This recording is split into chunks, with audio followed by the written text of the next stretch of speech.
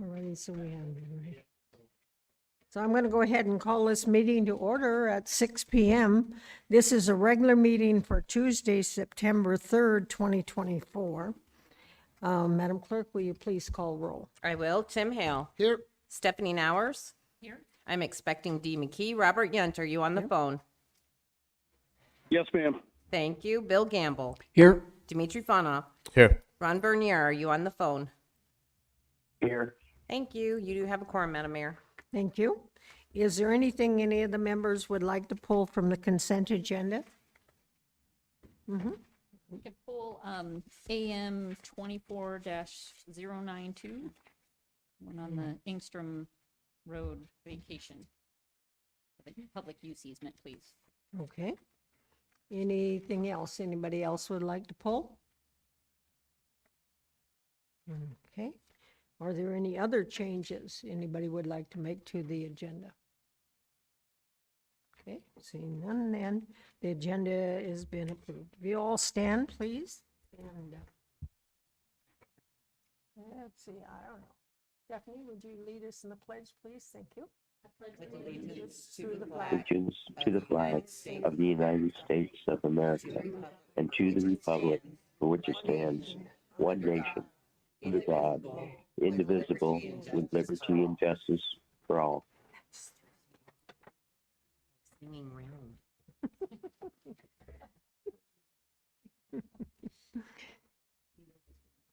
The next item on our agenda is minutes from our preceding meeting. This was an assembly meeting that was held on August 6th. Are there any comments or corrections to the minutes being presented? Okay, hearing none, the minutes have been approved. The next item is agency reports. Reports from the city. Don't see anybody. Don't see anybody from the school district either. But I do see somebody from the state. Todd, please. Thank you.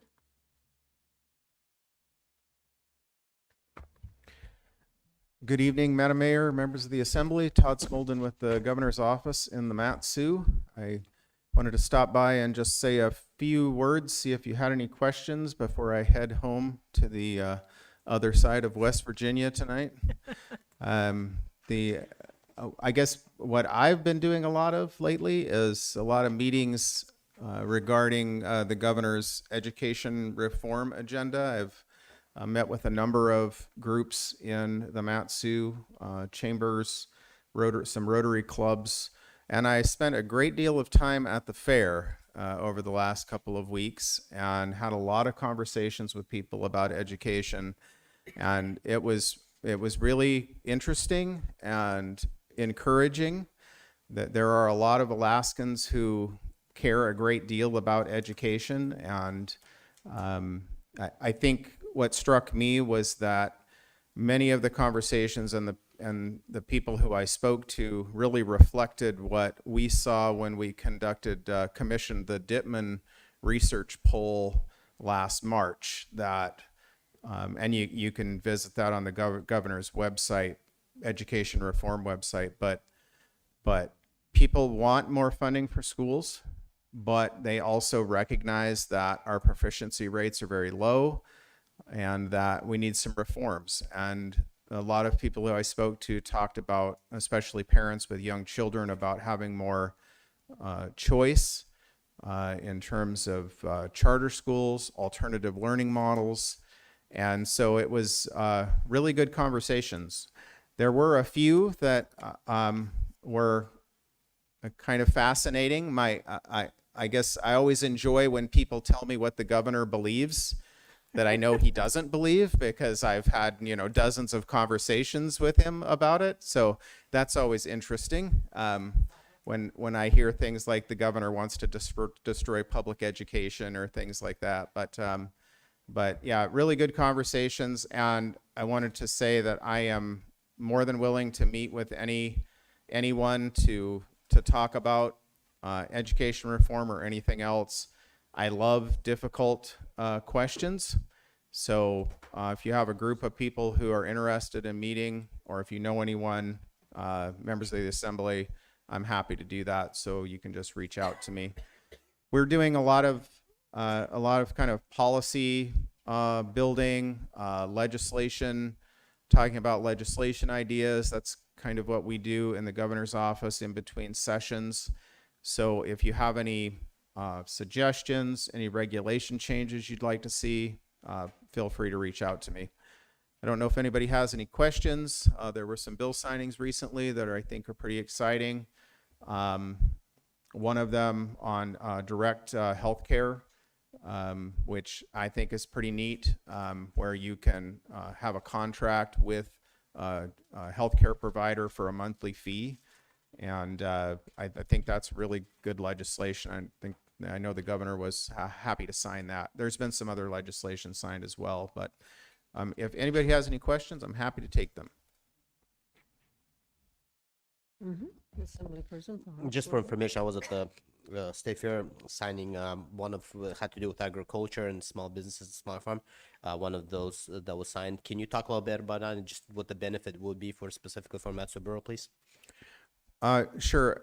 Through the mayor, Assemblymember Fonoff, I believe that was related to kind of cottage industry agriculture and allowing more individual farmers to maybe market and sell their products to local Alaskans. So anything that we can do to increase the amount of agriculture in the state benefits us and helps us with our self-sufficiencies and resilience.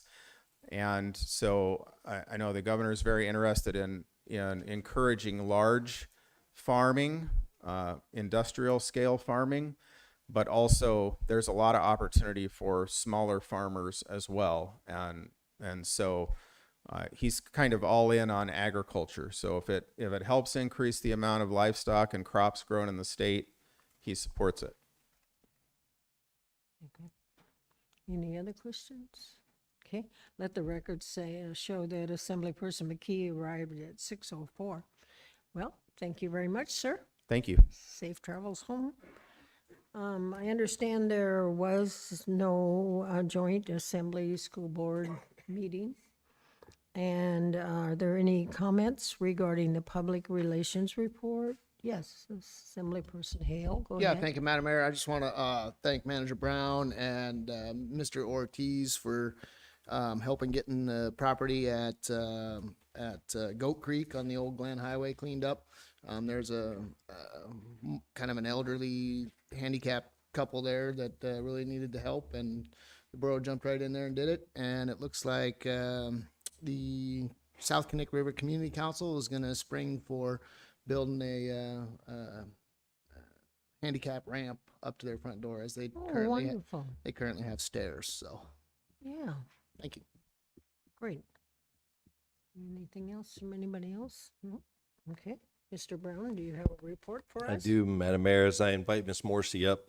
And so just to jump on that, I think Adult Teen Challenge is going to get credit for the labor. They donated the labor. South Connect River Community Council donated the cost, cover the materials. That was just a fun win, right? And I give Mr. Ortiz all the credit for that. I don't deserve any of that, but I appreciate the effort that went into pulling that together and solving that problem that came up as part of a community cleanup. So it's really great because the individual had their wheelchair, which is motorized, covered in a tarp, sitting at the base of the porch, and that's how they stowed it every night because they couldn't get it in the house.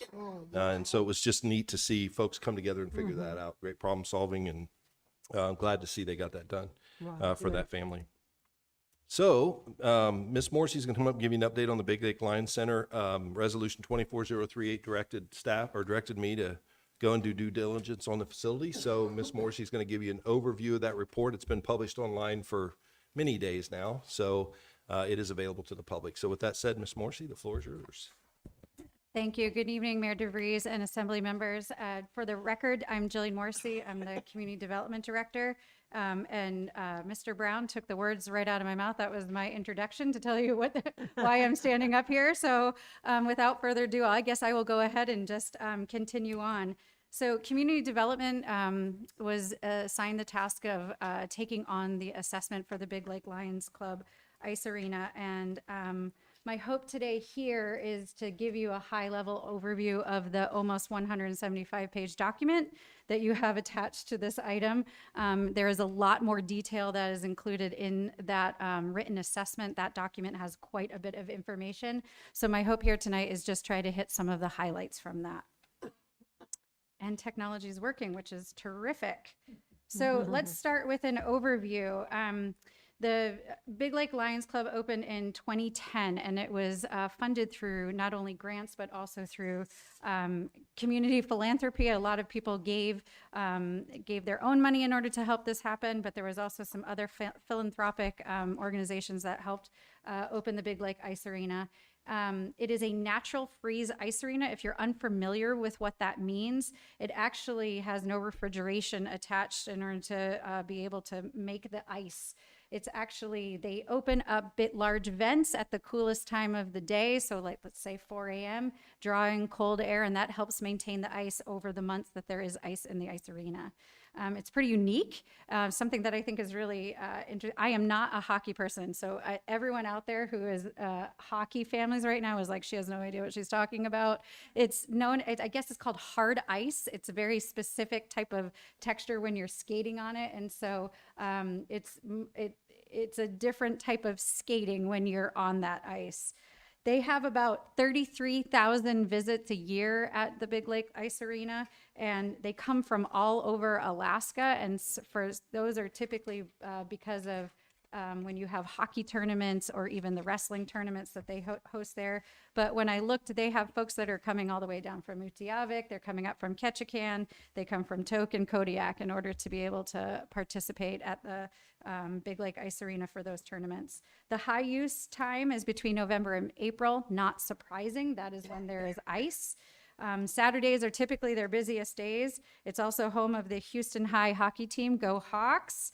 They also, as I mentioned, host the ice hockey and wrestling tournaments, but they also have other events. When I was there earlier this spring in April, they were actually hosting a bazaar where they had makers and crafts folks come in and they were selling their wares for Mother's Day. There's also, they have infrastructure and equipment for summer activities, and you'll see some images of that later in the presentation here. I'm going to pause there if anybody has any questions just about the overview of the ice arena. Excellent. Part of the ordinance asks us to look at the title and survey for the property, and what I can say is there a clean title? Yes. Are there easements? Yes. There are easements typical to this type of property, so you have your typical utility easements like for NSTAR and MEA. There is also an easement for the septic, and I'm going to show you an image of that. It's to the west of the ice arena. That the easement is actually favorable to the ice arena, and so even if that private property changed hands where the easement is, the ice arena would still have the easement for the septic there. There are also CCRs for these properties. Below that, you can see the 2024 borough tax appraised value of each of the properties that we're going to be looking at. And let's go ahead and look at these maps. So if you go ahead and look and see, the blue dot is hovering over a large rectangular white box. That is the ice arena, and that's about a 1.6 acres. You can also see the tax appraised value there. Above the blue dot, there is the green dot, and which looks like a parking lot because it is. That is the parking lot that services the ice arena. That is also part of the property that we are looking at as far as acquisition, and that's a 1.74 acre lot. And then to the left of the blue dot, you can see there's the red dot, and that's actually a private property. This is the piece of property that holds the septic easement for the ice arena. As we started to go through this assessment, we needed to create a concept in order to be able to conceptualize operations. So we approached this with a phased approach. There's a lot of questions to answer about taking over a large property like this and a facility that's already operational. So I wanted to take you through these phases just so you understand how we continue to look at this. So initially, the first phase would be acquisition, and the first and second year after acquisition, we would look at running this as is with minimal changes to the current programming. We would address just small maintenances that you saw in the facility condition assessment. We would look at purchasing new figure skate rental equipment. One of the things that we looked at when we were looking at the whole of the facility is the hockey skates are still in pretty good shape. The figure skate rental equipment looks like it's ready for a refresh. We'd look at a nonprofit starting a childcare there. That childcare center could actually help with some revenue stream. It also could be a really important piece of the whole for supporting working families in the Big Lake area. We would also start a comprehensive operations plan, because at that time now we would know that the borough has acquired this property, and that would allow us to be able to look deeper into the different options that we have. Second phase would be 2 to 3 years after acquisition. This is where we have the opportunity to look at if we would want to implement ice arena upgrades. We could be looking at dasher boards, glass, bleachers, and also additionally a refrigeration system for ice making. That would necessitate adjusting some costs. That would change we'll look at some of the prices for what refrigeration is next, but we would have to adjust some of our costs and revenues in order to implement some of these changes. And then the third phase would be ongoing. It'd be making the necessary adjustments to the schedule, plan for those future recreational, civic, and cultural activities. And I'd like to point out, this facility is used not only for recreation. The Big Lakes Lions Club did put in a second floor mezzanine that has a commercial kitchen. They host many civic meetings there. You have the Big Lake Lions Club, of course, meets there. I believe there are some community councils, and there are some other groups that use that second floor mezzanine for their gathering space. There are also other cultural activities and also things like weddings and other things that happen in that second floor mezzanine. To the right on this page, you can see the blue box with the potential programs and other revenue streams to explore. There's a lot of options there. Each one of those has, some of these things are already happening at the Big Lake Lions Club, so we'd be looking at an expansion of those services. Some of these other things would be maximizing the capacity at the facility to be able to really help with the revenue streams as we decide if we acquire this property to implement some of the upgrades. And then some of these are things that we've listened to in the community that these are sort of the wish list of things that would be very exciting to have in the Big Lake area.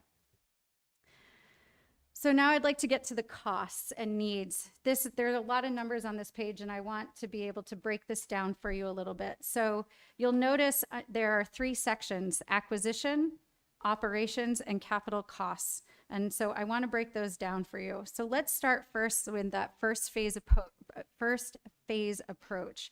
So in the first phase, we'd be looking at acquisition and operations. So if you look at all the boxes with yellow, that is representing that first phase, acquisition and operations. So the ice arena and parking lot purchase, the price is at $400,000. Operations under that, the subtotal is about $262,000.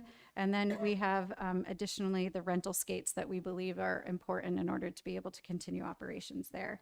So the minimum for acquisition and operations, and just in the first year, we are estimating at $680,000. So for the second year after acquisition has already happened, operations, we would be looking at about $262,000. And the majority of that, if you look in that second section there, is staffing.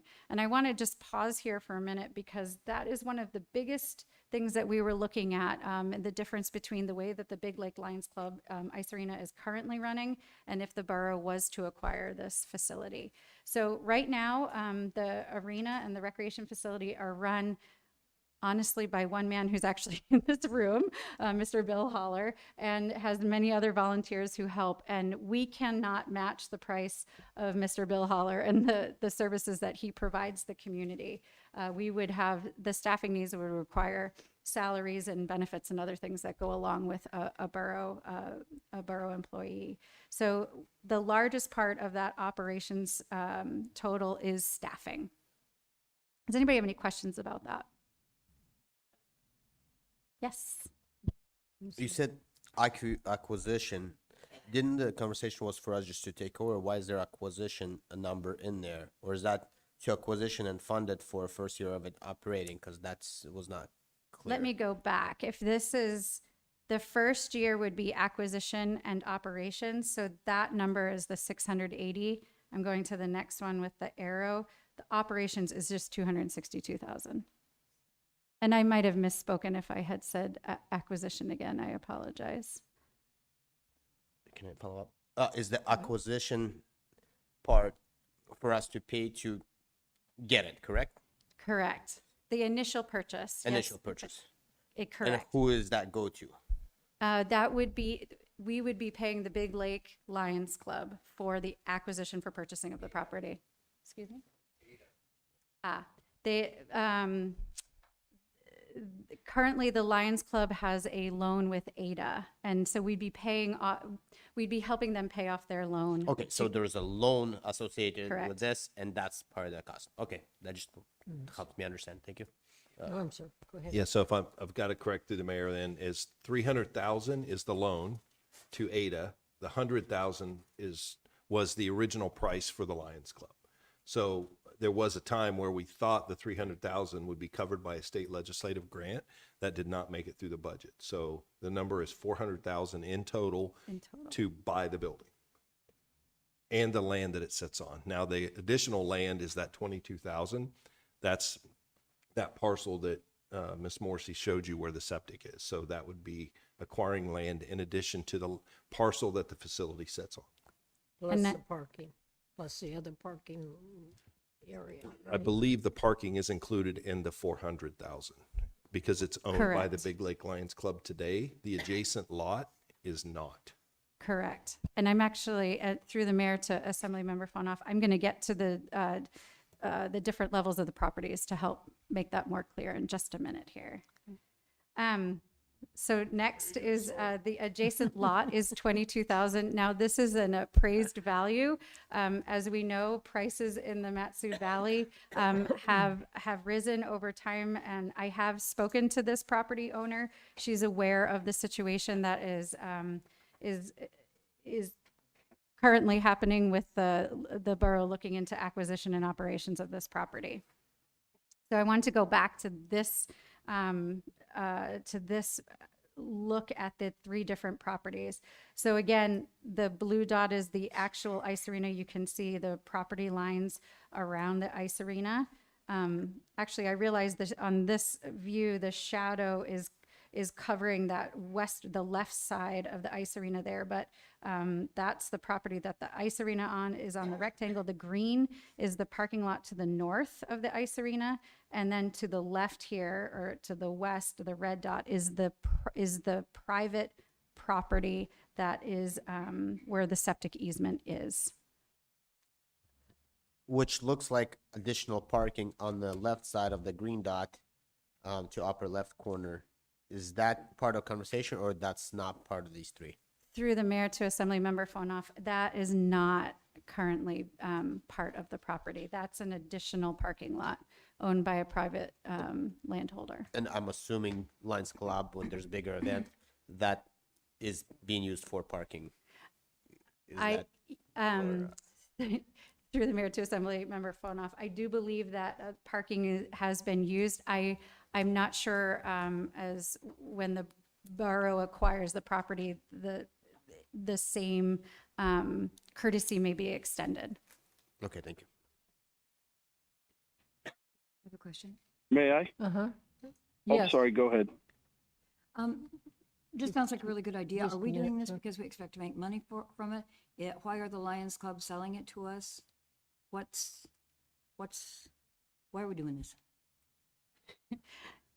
Through the mayor to Assembly Member McKee, the ordinance was passed on the 2nd of April, and that came, I believe, Mr. Gamble was the sponsor for that ordinance. So I was wondering if you would want to speak to it, sir. And I do remember that we did that. I was just, the price tag looks, it kind of hit me right in the face, but I'm sure there's a very good reason for it. Go ahead, Bill. Go ahead, sir. It'd probably be better if we have Mr. Haller come up and he can explain exactly why the Lions want to give the borough this piece of property. So Bill, would you come up and explain to him why the Lions want to sell this? Is there any objection from the council or assembly? Okay, go ahead. So I'm Bill Heller, and I have helped build and run this facility since its conception.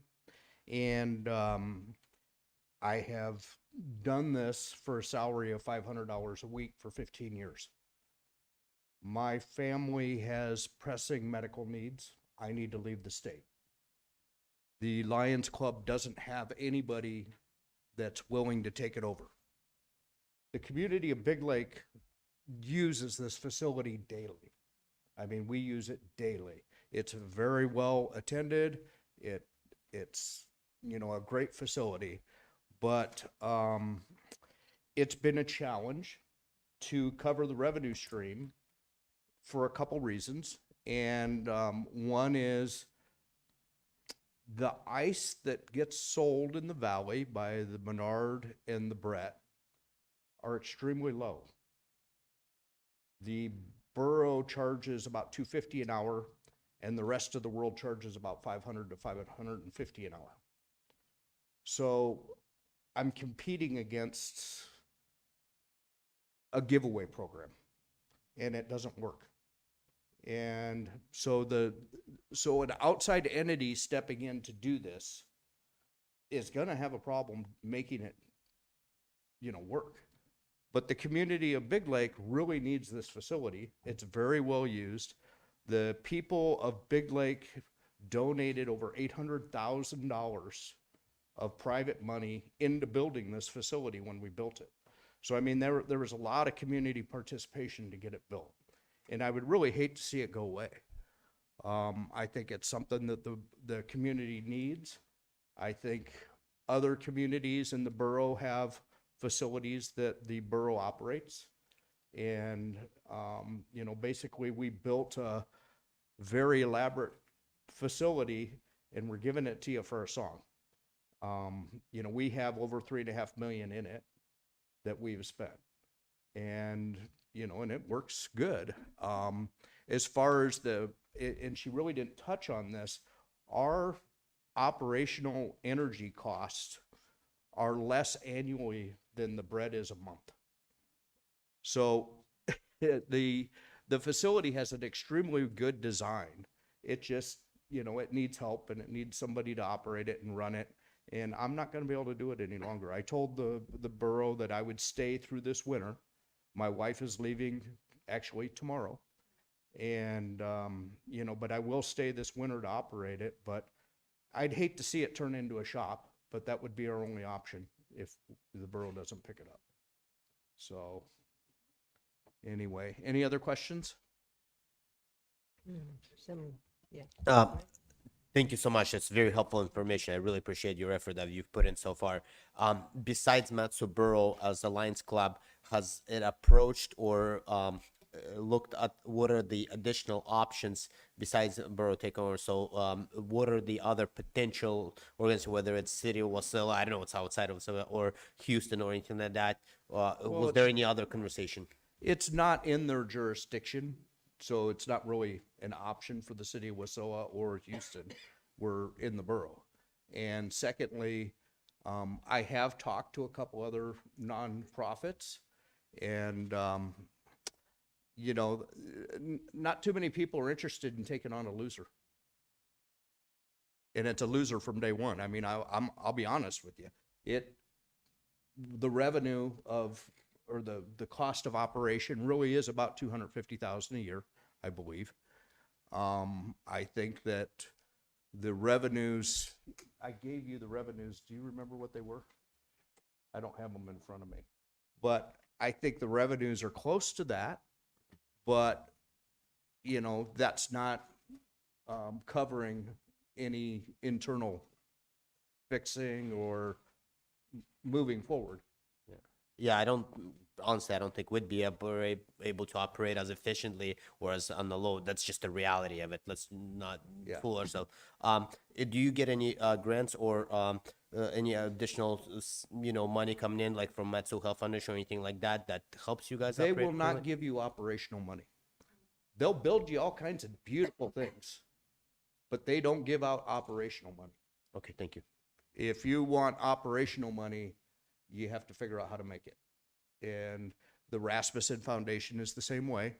They'll give us money to put in a refrigeration system, but that just drives up the overall cost. They'll give us money to, put in kitchens. They'll give us money to pave parking lots. But as far as day-to-day operational costs, they don't do that. Now, if we were a medical facility, they might, but we're not a medical facility. We're a community center.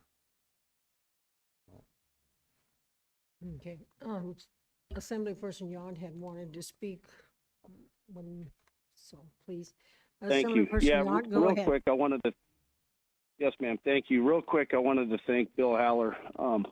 During COVID, he really saved the wrestling community. We were having trouble, obviously, booking facilities that we had previously, and we've had some monster tournaments out there. And ever since COVID, the wrestling community, even more teams than my team, have stepped up and started booking their facility, just as a big ongoing thank you. I was just going to say, it's not fair to the Big Lake Lions to judge their operational costs and expenditures right now based on the fact they are competing, which I was going to mention, the ice costs.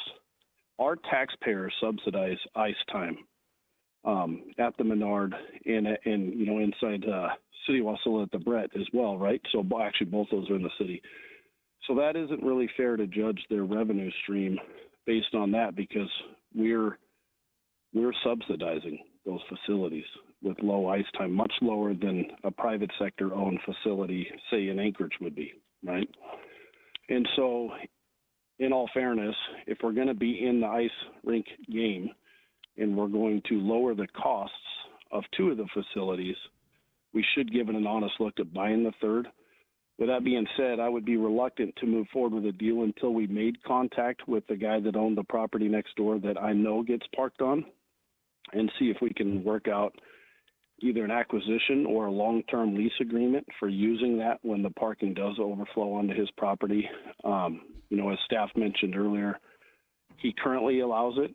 I'm sure his heart's in the community, just like, everybody else out there, so he has no issue with it, but it's possible that if the borough bought it, he might want to renegotiate that. But even if he wanted to continue to give it to us for free, I think we should make contact with him or her and get that in writing. It is a beautiful facility. It would cost many, many, many, many, many times over to build it what we can buy it for. So I appreciate Mr. Gamble bringing it forward. We're sounds like we're at the end of phase one on due diligence. For me, I would like to see us make contact with the guy that owns the land that everybody parks on, and then have an honest conversation about ice rink prices borough-wide, because it is the only sport that I know of that we're really openly subsidizing massively. And by no means am I saying I want to stop doing that. I'm just saying we need to have that conversation internally, because it would be impossible for anybody to open a private sector ice rink out here and compete with ice time that cheap. So that's all I got. Thank you. Okay, and I'd just like to remind everybody, this is just the report. There is no action required tonight. Nobody's put forth any kind of ordinance or resolution asking to acquire it. So, Assemblyperson Gamble, go ahead, and then we'll let Julian wrap it up. Thank you, Madam Mayor. Hey, Bill, didn't you tell me at one point that you had approached a for-profit out of Anchorage that just acquired one of the rinks in Anchorage, and they said they weren't interested in it? Yeah, I talked to,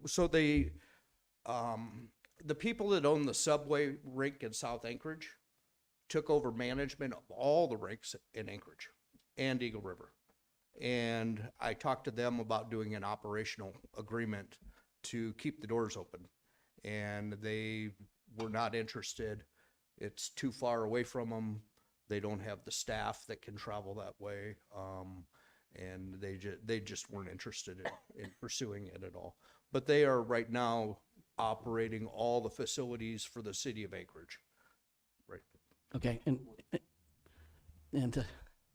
also, it's not just the community of Big Lake and the Houston Hawks that use that facility. We have groups coming from all over Connect Goose Bay area, the Willow area, Meadow Lakes, and the city of Houston also are using that facility. And we use the facility all summer long too. I mean, we have pickleball on Monday, Wednesday, and Friday. We generally have about 30 people that play every open session. We do our mini golf and stuff on the weekends. We usually have 30 to 50 people that come and use it every weekend. It actually is busier than that if it's rainy out. I mean, we have tried to create as many revenue streams as possible to offset our overhead. We basically try to use the facility year round, and we do. Okay, I'm going to go ahead and bring it back to Julian so we can finish this portion up. Thank you, sir.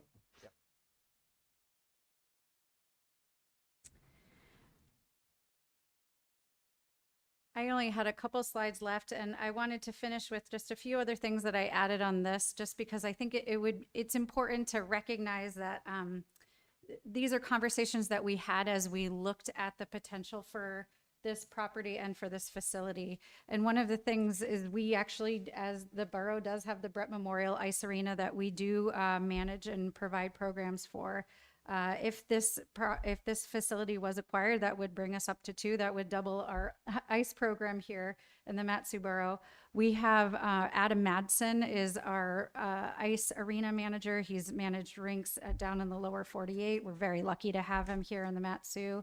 He's been up to the Big Lake Lions Club several times with me. He's met with Bill several times as well. One of the things we looked at are some recommendations for potential upgrades for the future, or the dasher boards and the glass that are currently there were used that they acquired in order to open the Big Lake Ice Arena that we look at.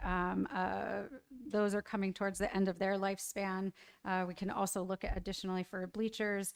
The facility condition assessment also addresses that there's a steel girt fix and a steel frame tension rod fix that also needs to be looked at. We did not do any pricing for that because we're still just in an discovery exploratory phase.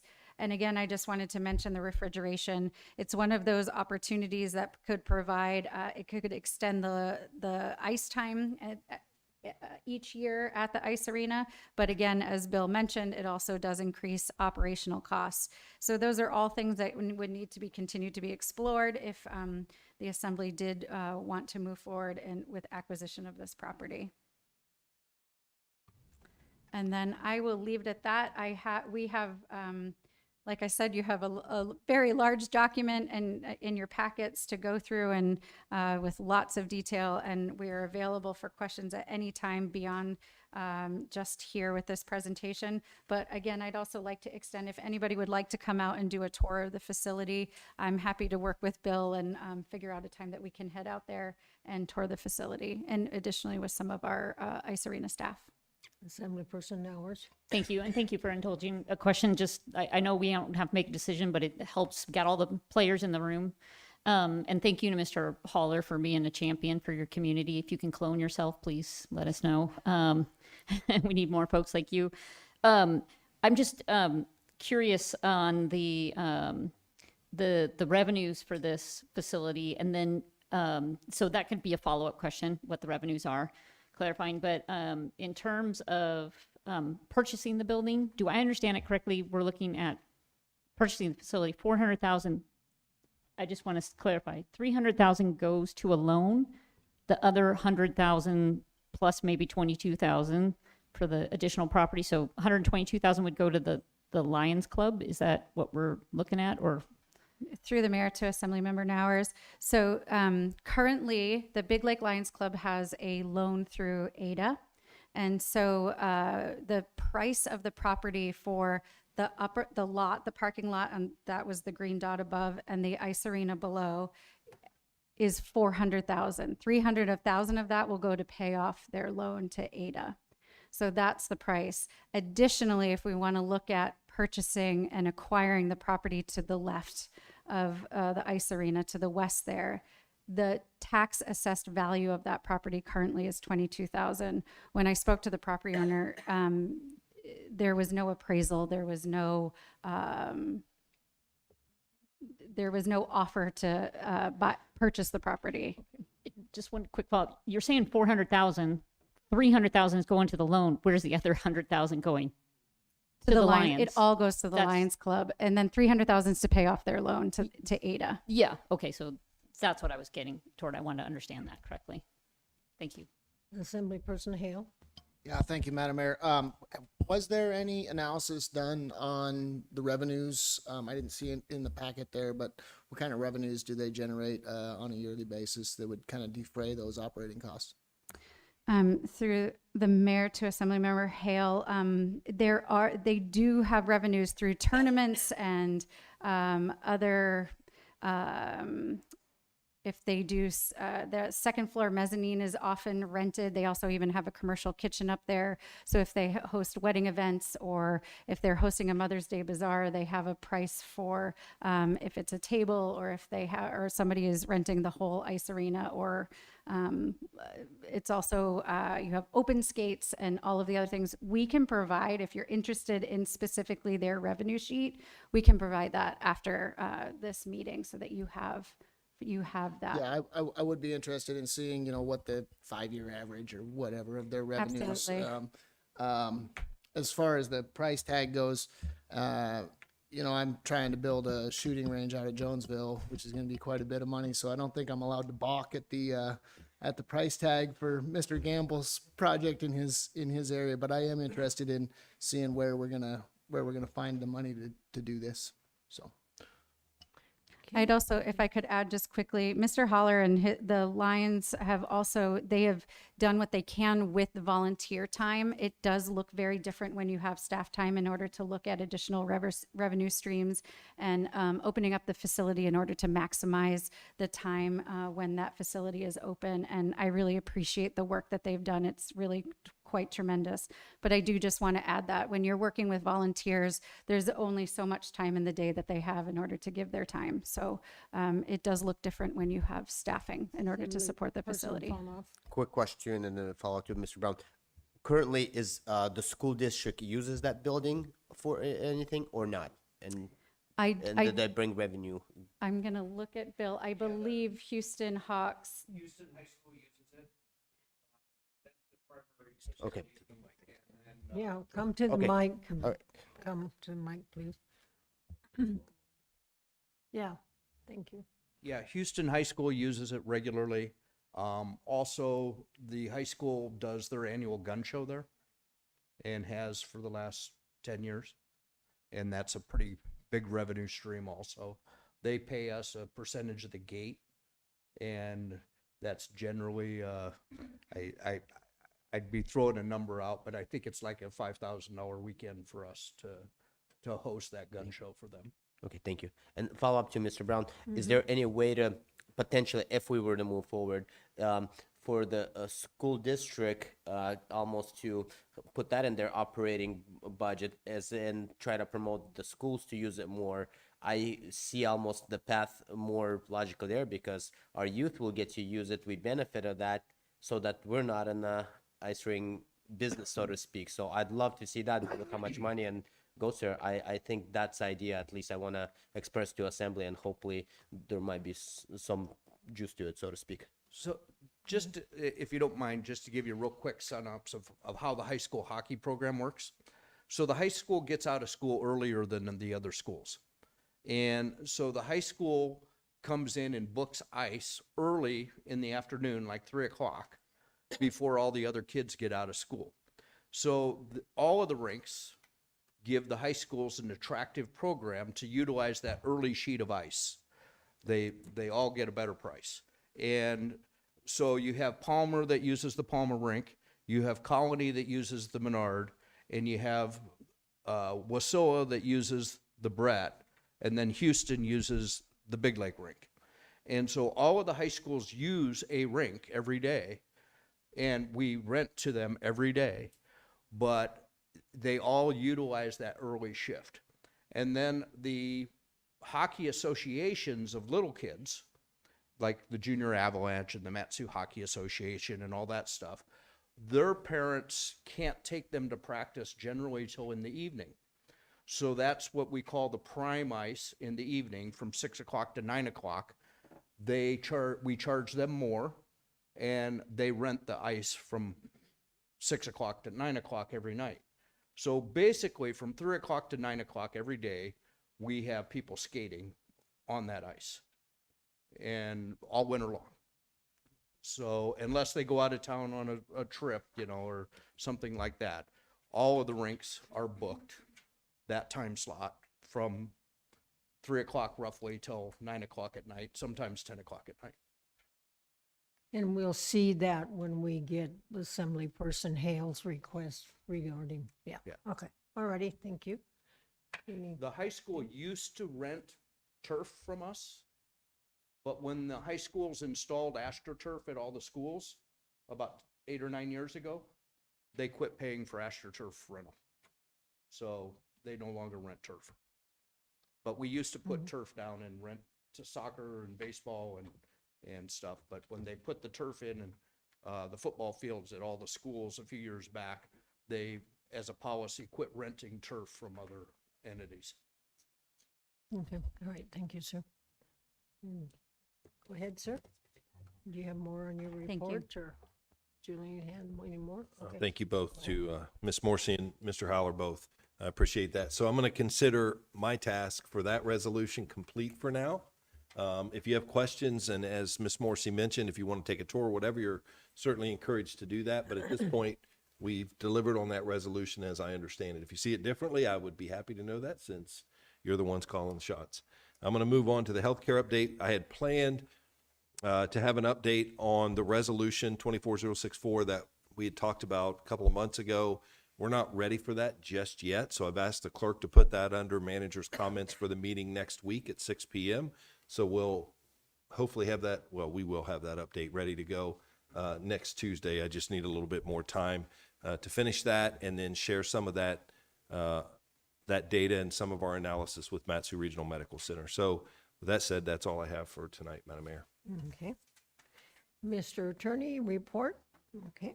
Madam Clerk, report. The clerk's report is in your red folder with the upcoming meeting schedule. Just a reminder, meetings next Tuesday, starting at 4, joint Assembly School Board meeting, and then 6 p.m., the regular meeting. And then also on there is the quasi judicial update. And then later this week, we'll be emailing all the Assembly members the election brochure, because that will be on for you guys to approve under the clerk's report next Tuesday. So I hope to get it out by Thursday, but we're working to get it done, maybe not until Friday. But that's it, Madam Mayor. Okay. And for the public's information, we will have a assembly meeting next Tuesday at 6 p.m. and at 4, a meeting with the Planning Commission, and then we will not have another. Oh, school board. Okay, thank you. School board next Tuesday at 4, and then we will not have another assembly meeting until the 1st of October. So everybody understands that. Okay, the next item is citizens and other correspondence. Are there any comments by any of the assembly members? Okay, seeing and hearing none, then they are presented. Madam Clerk. I am 24-169, advising the Assembly that the total for the Transportation System Project bonds has been updated to reflect a total of $36,390, or $390,000, excuse me. I like the first figure better there. Are there any comments on the IM? Okay, hearing none, then it is presented. And under special orders, we have our audience participation at this time. We do have sign-up sheet, and Esther, you're first.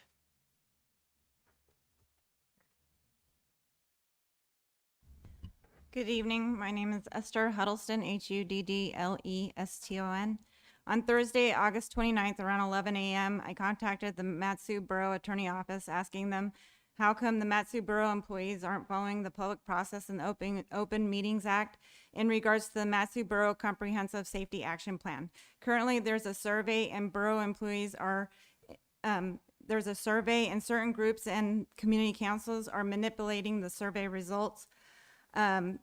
they sent it to only certain people. I tried to find the survey on the Matsu Borough website and other information on the Comprehensive Safety Action Plan. However, I had to research it on the Matsu Borough search engine, and all I found was one flyer on your borough website. If you Google search the Matsu Borough Comprehensive Safety Action Plan, it takes you to ss4a.matsugov.us. It has the survey in that location, a timeline on the Comprehensive Safety Action Plan. However, it doesn't share time, dates, and locations of public meetings or workshops. Meetings need to be available under public meetings on the borough website, just like community council meetings and assembly meetings and other board meetings. Otherwise, it's a violation in the Open Meetings Act. The Matsu Borough Comprehensive Safety Action Plan affects everyone in the Matsu Borough, and this information needs to be available to everyone, not just certain groups. The borough employees who are in charge of the Comprehensive Safety Action Plan will tell you that they have the survey on social media, which I found nothing on the borough Facebook page. They said they have it on newspaper, something you have to subscribe to, and the radio, which I asked if you could click on the radio to take the survey. The borough employee was speechless. I asked if they sent the survey to ATV clubs. They replied that they didn't know of any ATV clubs. The survey has verbiage against ATVs and dirt bikes. The borough employees are emailing surveys to those groups who don't support ATVs to manipulate the survey results, and to bicycle clubs to try to convince the borough assembly to put bike lanes on the roads with automobiles. The Comprehensive Safety Action Plan is being funded with our federal tax dollars, and it's difficult to find information because there's nothing except a flyer, which is available on the borough website. There's nothing about safety in the borough Comprehensive Safety Action Plan. It's about an agenda, getting rid of ATVs and dirt bikes to create bike lanes on the road, like the bike lane in Palmer, which is a waste of taxpayer money. It took up room for vehicle turn lanes. We have icy roads 7 months out of the year. You can't even see the painted lines on the roads because of snow and ice. We have automobiles crashing into automobiles because of icy roads. And the plan wants to put bike lanes on icy roads with automobiles, which will create more fatalities in the Matsu Borough, which is opposite from the purpose of the Comprehensive Safety Action Plan. Alaska has harsh winter conditions. Bicycle usage is best on a bike path, and this is logical for an Alaskan environment. And I'm just asking the Borough Assembly to have conversations with the borough employees and to put more information on the borough website, please. So they will follow Alaska state laws. Thank you. Mm-hmm. Thank you. Travis?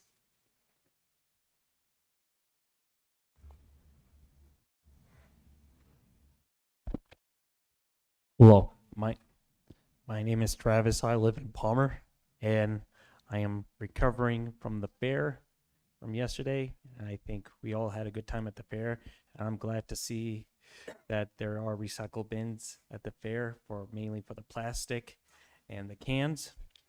But I haven't seen anything for cardboard. And there's a lot of cardboard, and I think I don't know if the borough handles the state fair or not, but I would like to see more signs around the fair on how to recycle, what goes in the trash, and what can be recycled.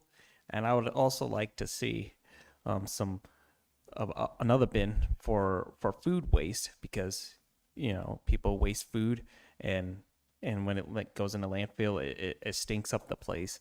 So you could use that for compost material. So it's just a suggestion, just some ideas. All right, thank you. Mm-hmm. Thank you, Travis. Jackie?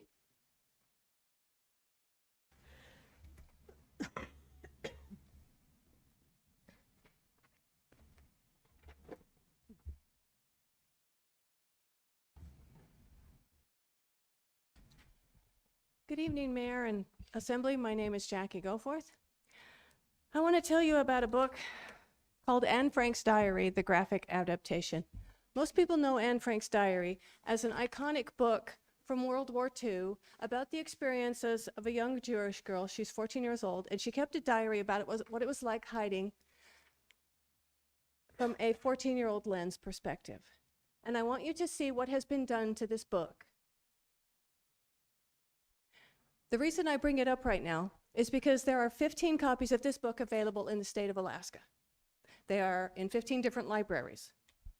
This book is rated as 12 years old and older by the publisher. Okay, it says young adult title, which would be 14. If you look, it'll say 8 to 12 grades. Okay, but if you check on where this is placed in the libraries right now, in 13 of them, it's in the adult section. 13 of them, it's in the adult section. Now, if they're going to place books in a library based on what the publisher says, why is this in the adult section in 13 libraries? Because the librarian got to make that determination. The librarian gets to make that determination that this book is not for young adults. However, it happens to be in 2 libraries. Unfortunately, they're in the Mat-Su Borough. They are Talkeetna and Trapper Creek, so I have challenged this book because Anne Franks was not a lesbian. And if you read that last page, look at the last line, please, and then you'll see why this is completely and totally lewdness about fitting a digit of your hand somewhere. Secondly, you're going to hear from the academic community how there's no such thing as obscenity in any book in any library. I've heard that. That is not true. It can't possibly be true because the judge for the lawsuit for the ACLU against the school district did not return 7 books. The only thing that happened for that lawsuit, nothing has been decided about what is obscene and what isn't, and what is okay and what isn't. The only thing that was decided, and I've run this by two attorneys, by the way, the only thing that was decided on the fact that those books should not have been taken out until they were evaluated. And so they sent them back, except for 7. 7 of them did not go back. Do you know why? Because they were evaluated as obscene unanimously by that committee. So if that committee could evaluate them as obscene and they would not be sent back by a judge, then that means obscenity is in books and it is a legal term and it can be held up in court. So if a librarian can choose where to put a book, why don't they? Why don't they move obscene books to adult section? It would make everything so much easier. Thank you.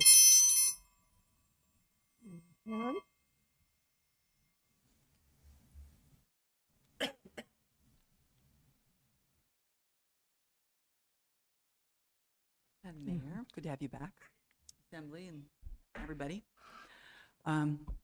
Yeah, they could move them or they could just get them out too. I'm very thankful for the committee that is reading these books to determine whether or not they are indecent, because that's Alaska law says indecent. When they were going over identical, which is, it's about identical twins.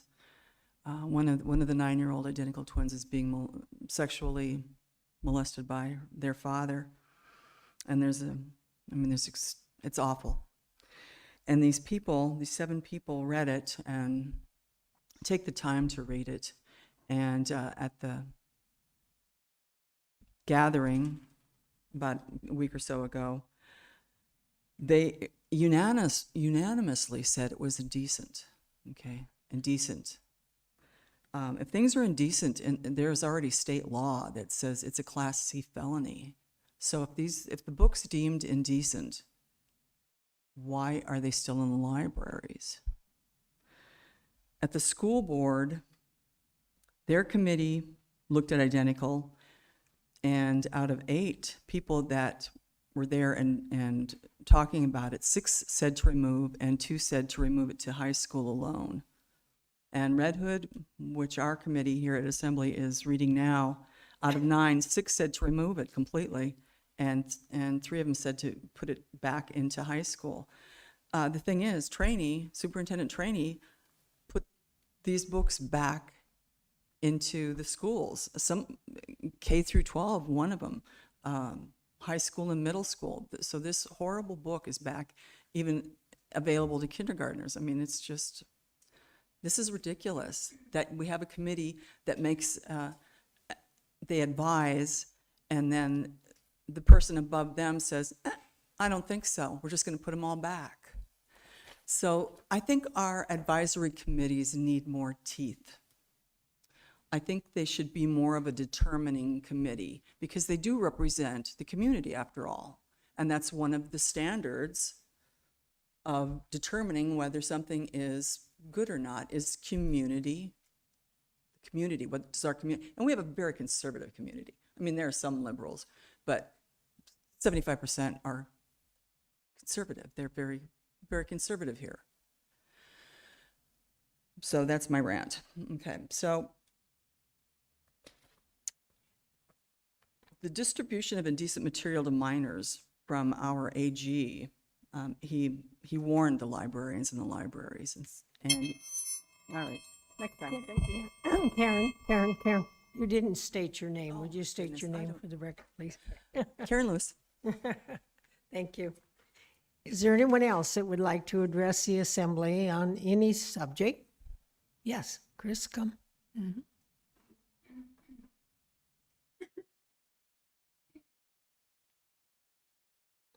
Recovering from the fair too.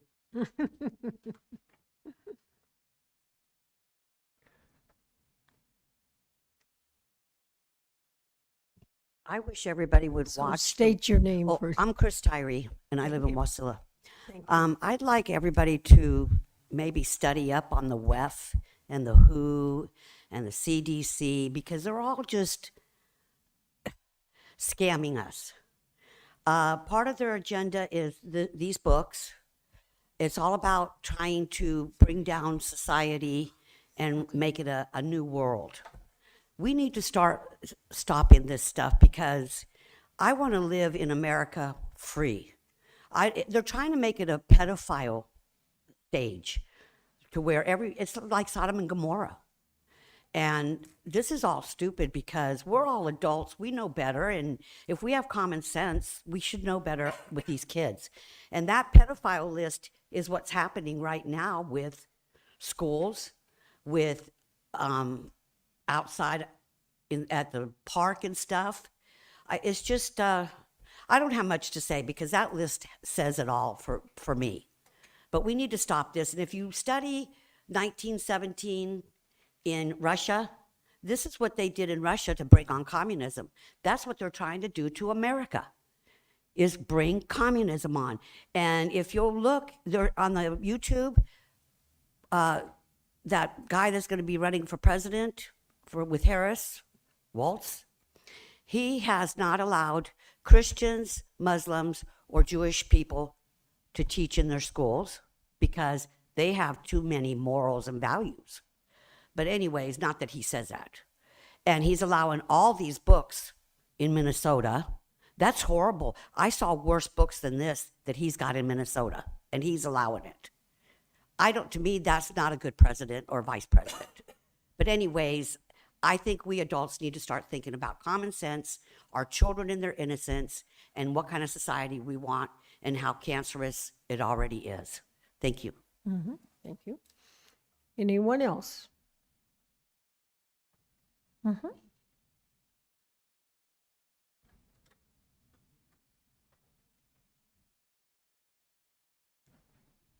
Hi, I'm Jean Holt, and I'm not sure if I'm supposed to be speaking now or waiting for the attachment for the water body setback. You can talk now. Okay. Yes. I've been following the water body setback board since they got together, and it's going along slow but sure. And the ordinance explains that to you all, why it's necessary to have an extension. One of the members on the board said, well, gee, this ought to be pretty clear and simple. That's not so, because this is something that hasn't been taking place for 37 years. The borough hasn't addressed water body setbacks. And so this is very important, this board, and I hope, I do hope that you extend the period of time so the board can present a decent recommendations to you all. And that's all I have to say. Thank you. Thanks, Jean. Anyone else that would like to address the assembly? Okay, do we have anybody online, sir? No? Okay, so with that, then I will close audience participation. The next item on our agenda is public hearings. Madam Clerk. Ordinance 24080, an ordinance approving the sale of borough-owned property identified as Lot 15, Rustic Wilderness Division 2, to the adjacent property owners Kelly and Pamela Hill. If you're on the phone and would like to speak to this, press star 3. Okay, yeah, okay.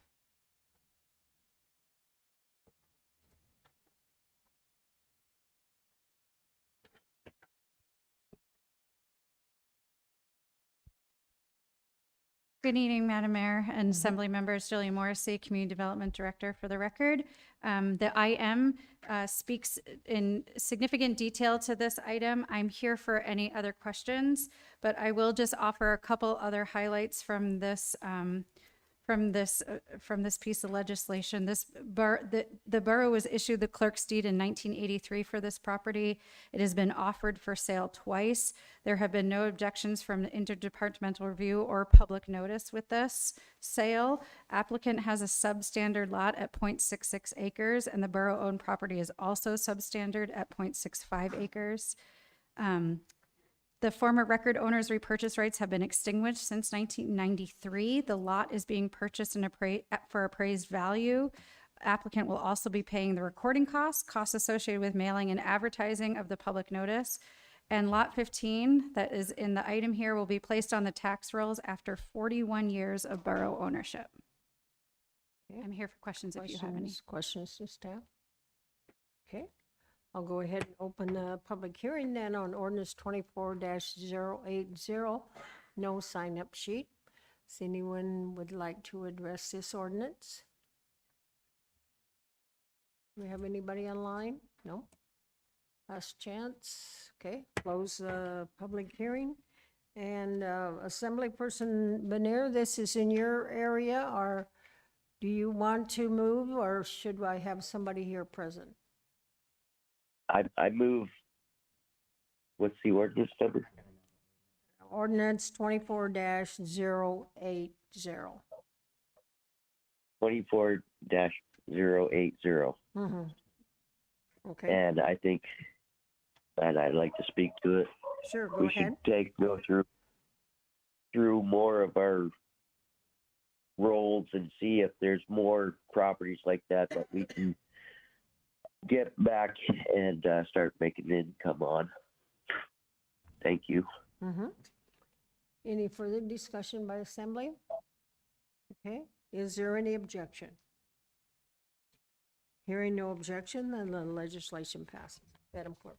Ordinance 24081, an ordinance accepting and appropriating $20,700 in anticipated project income during fiscal year 2025 for the rail extension project from Port McKenzie to the main line with accompanying resolution 24079, a resolution establishing the scope of work and budget for anticipated project income during fiscal year 2025 for the rail extension project from Port McKenzie to the main line. If you're on the phone and would like to speak to this, press star 3. Hi. Through the mayor to Assembly, I'm Cheyenne Heidel, Finance Director. Before you is legislation to accept, appropriate, and set a scope of work for anticipated lease revenues in the amount of $20,700. Since 2019, lease revenues for the rail extension property has ranged from $6,900 to $39,700. Questions? Okay. I will go ahead and open the public hearing. Oh, I'm sorry. Assemblyperson McKee, go ahead. So- Sorry. Where does this money actually go? Is there like a piggy bank someplace and we're gonna set it aside since we don't know if there's gonna be a rail extension? What happens to that? This money is utilized in the scope of work, which I didn't bring with me, lays out how it's spent. Some of it is property management because there's property out there that we have to either do repairs or maintenance on. So that's what the scope of work is doing, is setting a budget for that $20,000. It pays for wages for those employees that do that property management.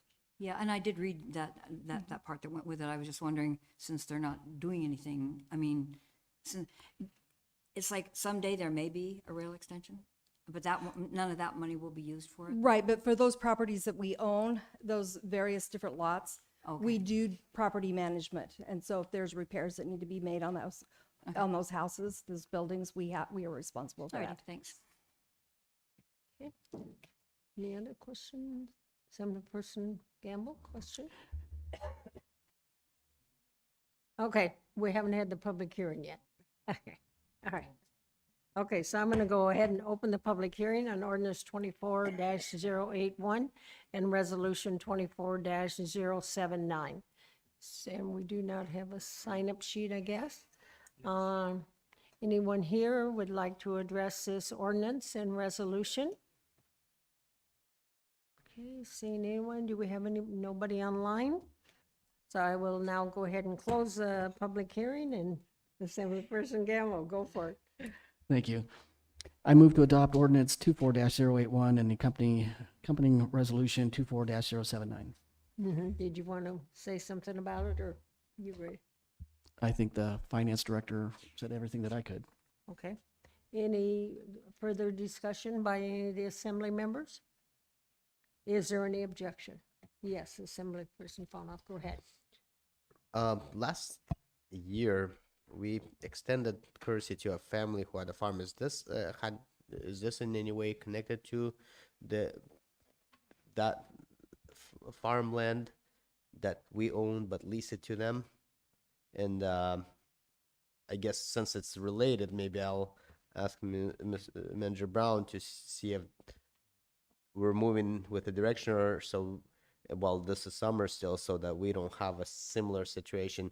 Is there any updates to that now that this related, or maybe that's something I would like to request to get updates, so we're not also somebody coming to us and asking for this, because if it's costing us money, and would be one of those things, not a lot, but still, and for a property that we can sell and get revenue, so I guess, is there any update on that? Go ahead, sir. Through the mayor to Mr. Ponoff, I'll get you an update on the status of the tenants. This is rental income. That's correct. But I probably need to get you an update outside of this, since this public hearing, or since this ordinance has nothing to do with Okay. the status of that. So I'll get an update on the 2 rental. I believe we're moving forward, and we'll have a repeat of last year. Meeting them coming in and telling us to continue to work. Any objection to the legislation passing? Okay, hearing none, then the legislation is passed. Madam Clerk. Ordinance 24-082, an ordinance accepting and appropriating a grant in the amount of $44,000 from the Alaska State Department of Health and Social Services for the continued management of points of dispensing and medical countermeasures. The accompanying resolution 2480, a resolution approving the scope of work and budget for a grant in the amount of $44,000 from the Alaska State Department of Health and Social Services for the continued management of points of dispensing and medical countermeasures. If you're on the phone and would like to speak to this, press *3. Go ahead, ma'am. Through the mayor to the assembly, Cheyenne Heindel, finance director. Before you again is an accept and appropriate for a recurring grant. This grant is to provide for points of dispersing and management of those points of dispersing. It specifically pays for wages of existing staff, travel, training, and supplies. Okay, questions to staff? And I guess we do not have a sign-up sheet. So I will go ahead and open the public hearing on ordinance 24-082 and resolution 24-080. Is there anyone here that would like to address the assembly on either the ordinance or the resolution? Do we have anybody online, sir? We do not? One last chance. Okay, I'll close the I'm sorry. Oh, Jean? Yeah. Thanks. I didn't see her raise her hand. Hi, my name's Jean Holt. Last week I listened to an excellent Virgil or a committee down in Washington. My stepdaughter runs it, and it's in coordination with Hope Soldiers. And it's all about the facilities to help people with addictions and such. Excellent. So I know that the borough got some money from pharmaceutical companies, but whatever it takes to coordinate to help for the future of addiction, so the person can carry on with their life. Thank you. Thank you. Anyone else? Okay, go ahead and close the public hearing then on ordinance 24082 and resolution 24-080. Let's see who, I guess, Assemblyperson Hale. I move to adopt ordinance 24-082 and resolution 24-080. Okay, discussion by the assembly. Is there any objection? Hearing none, then the legislation passes. Madam Clerk. Ordinance 24083, an ordinance extending the effective date of the Water Body Setback Advisory Board to March 18th, 2025. If you're on the phone and would like to speak to this, press *3. Staff reports, sir. Thank you, Madam Mayor, members of the Assembly. Alex Strawn, Planning Director for the Matsu Borough. Just about 1 year ago, the Water Body Setback Advisory Board was formed in order to provide recommendations to the Assembly on our water body setback code. They have met either 13 or 14 times since then. They've had engineers, people from the DEC, people from financial institutions. I've given presentations. They gathered a lot of information. We had sort of a starting point. We've been working through a draft ordinance that they would like to recommend to the Assembly. The ordinance that established them requires that they come back with a written and verbal report to the Assembly at the next meeting, September 10th. However, a couple of meetings ago, some members from different community councils requested that the Water Body Setback Advisory Board produce a recommendation, send it out to the community councils for their input, incorporate that input, and then bring it to the Assembly. So they formally requested at their last meeting that they get a 6-month extension. They hope to not take 6 months, but we're asking for that so that they can come up with meaningful recommendations that have been reviewed by the community councils. Okay, questions of staff? Assemblyperson Farmer, go ahead, sir. I was at some of the community council meetings, and one of them, they spoke very highly of the competence of this group, what they're doing, and I will look forward to what they come up with. And that was brought up that they're going to give an option. However, I think 6 months of extension just to get back and forth, I think that's awful long. So I have my reservation about that, and I wanted to know why specifically that much long, because then they have deadline that if I much rather do it shorter instead of 6 months is a long time to get comments back. And that's just my concern. And is there a reason why 3 months wouldn't be sufficient? Yes, so they are, members following up through the mayor. So they are very close to have a recommendation. They could send it out. They're hoping to send it out for 2 months because of the way meetings fall with community councils. They wanted to give them a full 2 months so that they can be sure that the community councils are able to have a meeting and give meaningful review. And if there are substantive comments, they also then need some time to incorporate those comments.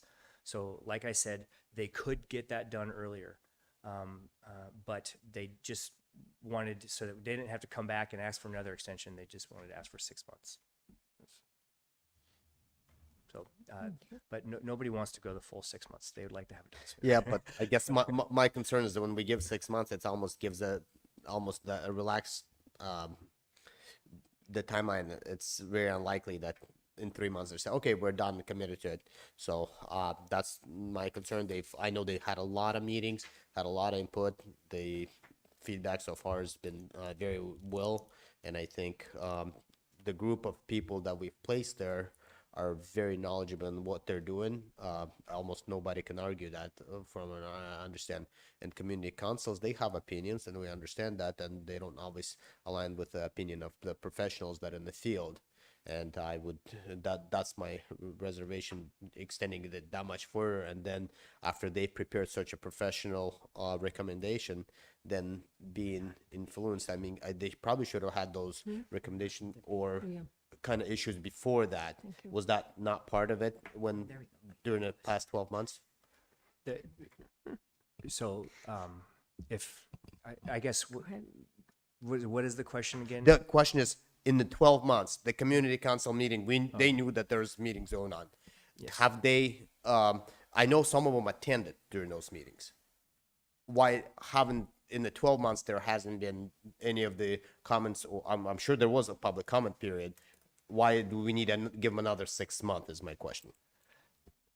Go ahead. Through the mayor. So they are coming up with a draft ordinance right now, and it is a moving target. There is not something for them to comment on yet because they are still working through some major issues on what they want to have in their recommendation.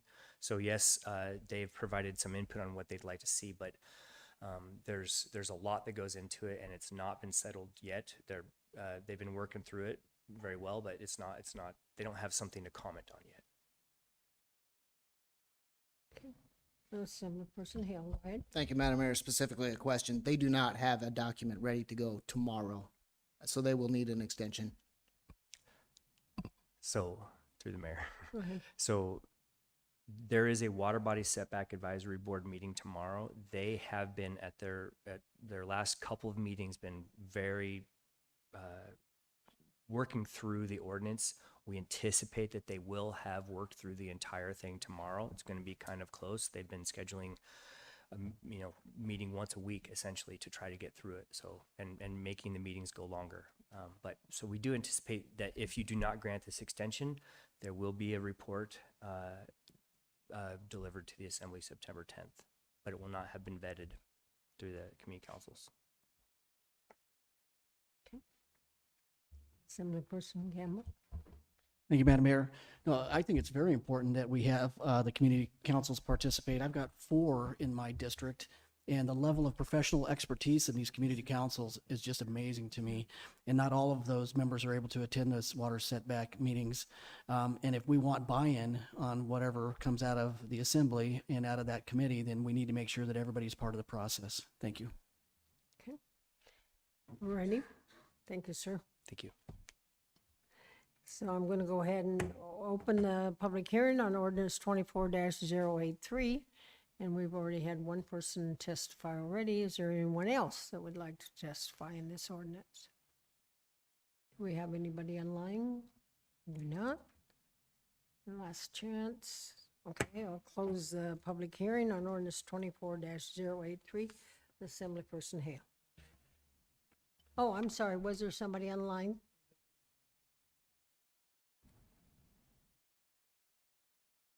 Is there somebody online? Go ahead. Yes, can you hear me, Mayor? Yes, we can hear you now.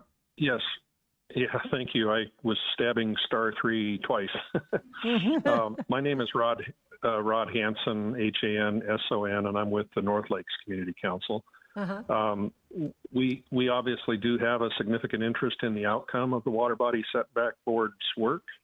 And, many of our residents own property bordering lakes and streams in the borough.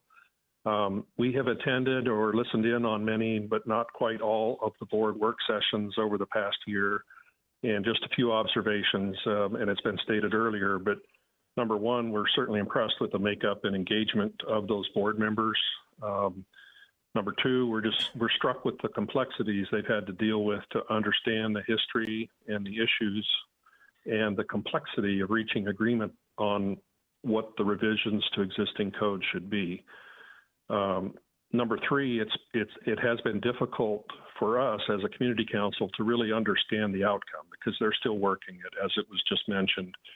But we're certainly standing by and ready to quickly, get briefed on what the outcome is in terms of their recommendations and do the outreach to our community. And I certainly respect the process the board has gone through. Early on in that process, we suggested outreach to the various community councils, and then more recently, as they began to wrap up their work, and it was apparent they were starting to, zero in on a final product, we again suggested outreach to the councils before they finalized their recommendations to the assembly. And I want to thank the board for hearing us and coming forward with, with this ordinance and asking for some time.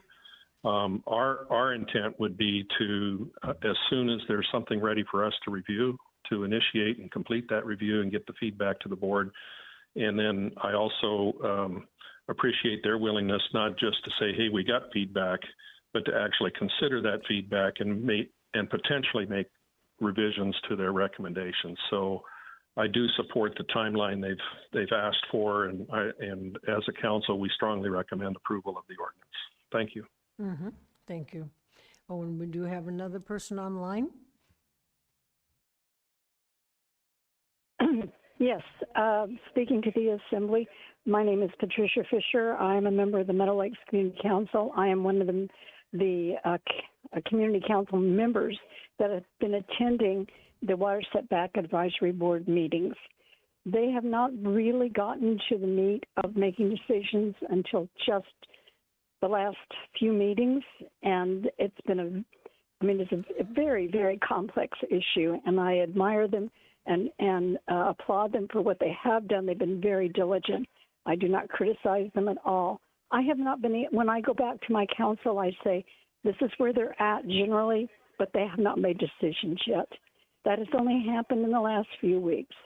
So, okay, say we got an ordinance tomorrow. Community council would not be possibly able to put it on their agenda till October. Then they get comments back by November. Then they get comments back to the Water Body Advisory Board. You are talking about the holidays. It is almost not possible to do this in a shorter period than 4 to 6 months. So I applaud them for what they're doing, and the community councils are interested.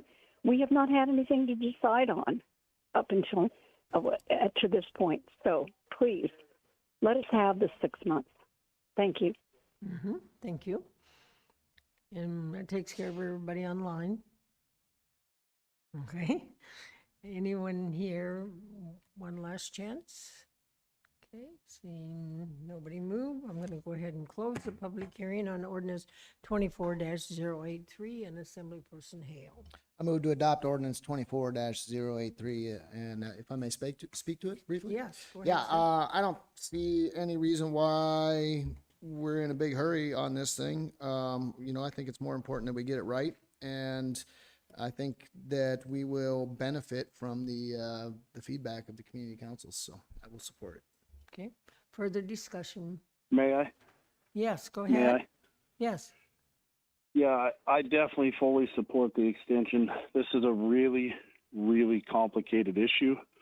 And I'm totally understanding as to why they're not done with this. I mean, this original or the current standing regulations and stuff have been in place for close to 40 years, I believe, without any amendments made or changes. And so there's a lot of things here for these guys to work through and gals.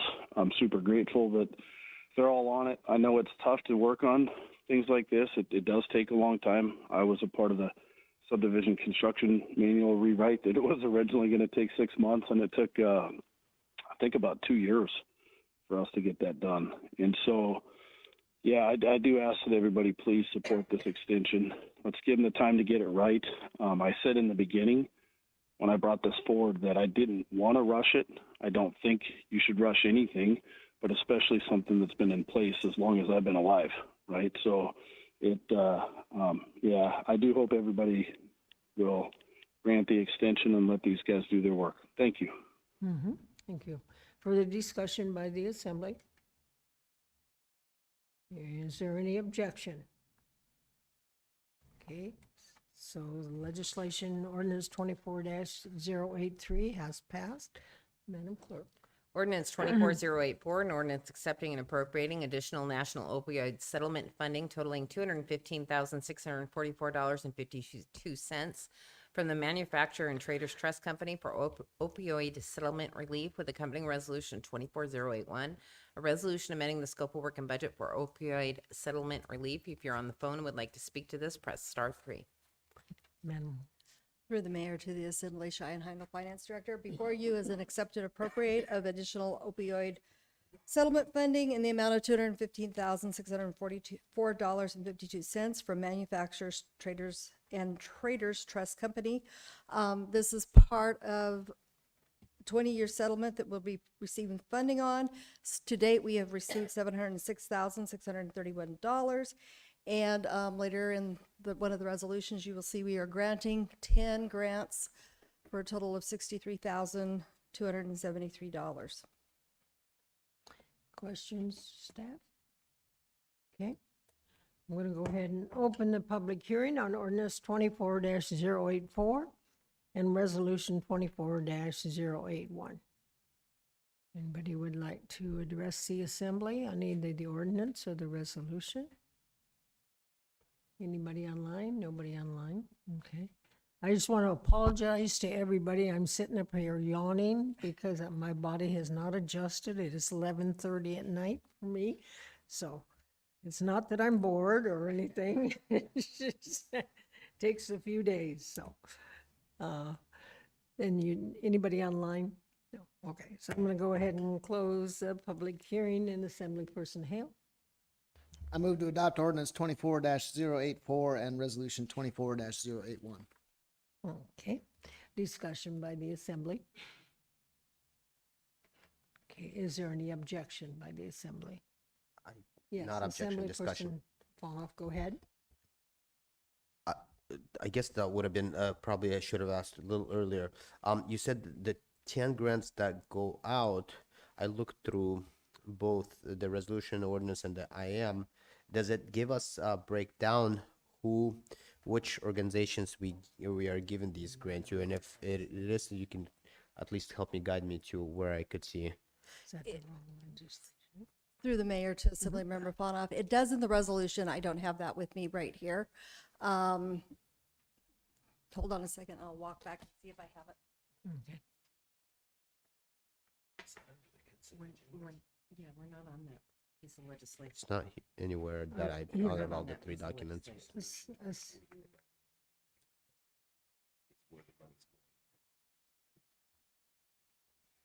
Assemblyperson Pawnoff, will you restate your question? My question was, you said there's a part of that is going out to the grants, correct? Where is the document, or where can we see who is receiving those grants, which organizations, and just so that we're And available? Which ordinance and which This was the resolution are ordinance you we're looking- discussing right now, the 084, It's the resolution. and the resolution 081, Okay, correct? go ahead. Through the mayor to Assemblymember Pawnoff. As I stated, the resolution is coming before you in the consent agenda, and it's resolution 24091. And on the second page of the IM, it lists the organizations that are getting the grants that total $63,273. Okay, thank you. Okay, okay. Any other, I'm sorry. You're fine. Okay. Any other objections to ordinance 24-084 and resolution 24-081? There's no objection, then the legislation passes. Ordinance 24-085, an ordinance accepting and appropriating $316,302 from Alaska State Department of Health and Social Services for the Human Services Community Matching Grant Program with accompanying resolution 24-082, a resolution approving the scope, work, and budget for the Human Services Community Matching Grant Program. If you're on the phone and would like to speak to this, press *3. Come on, lady.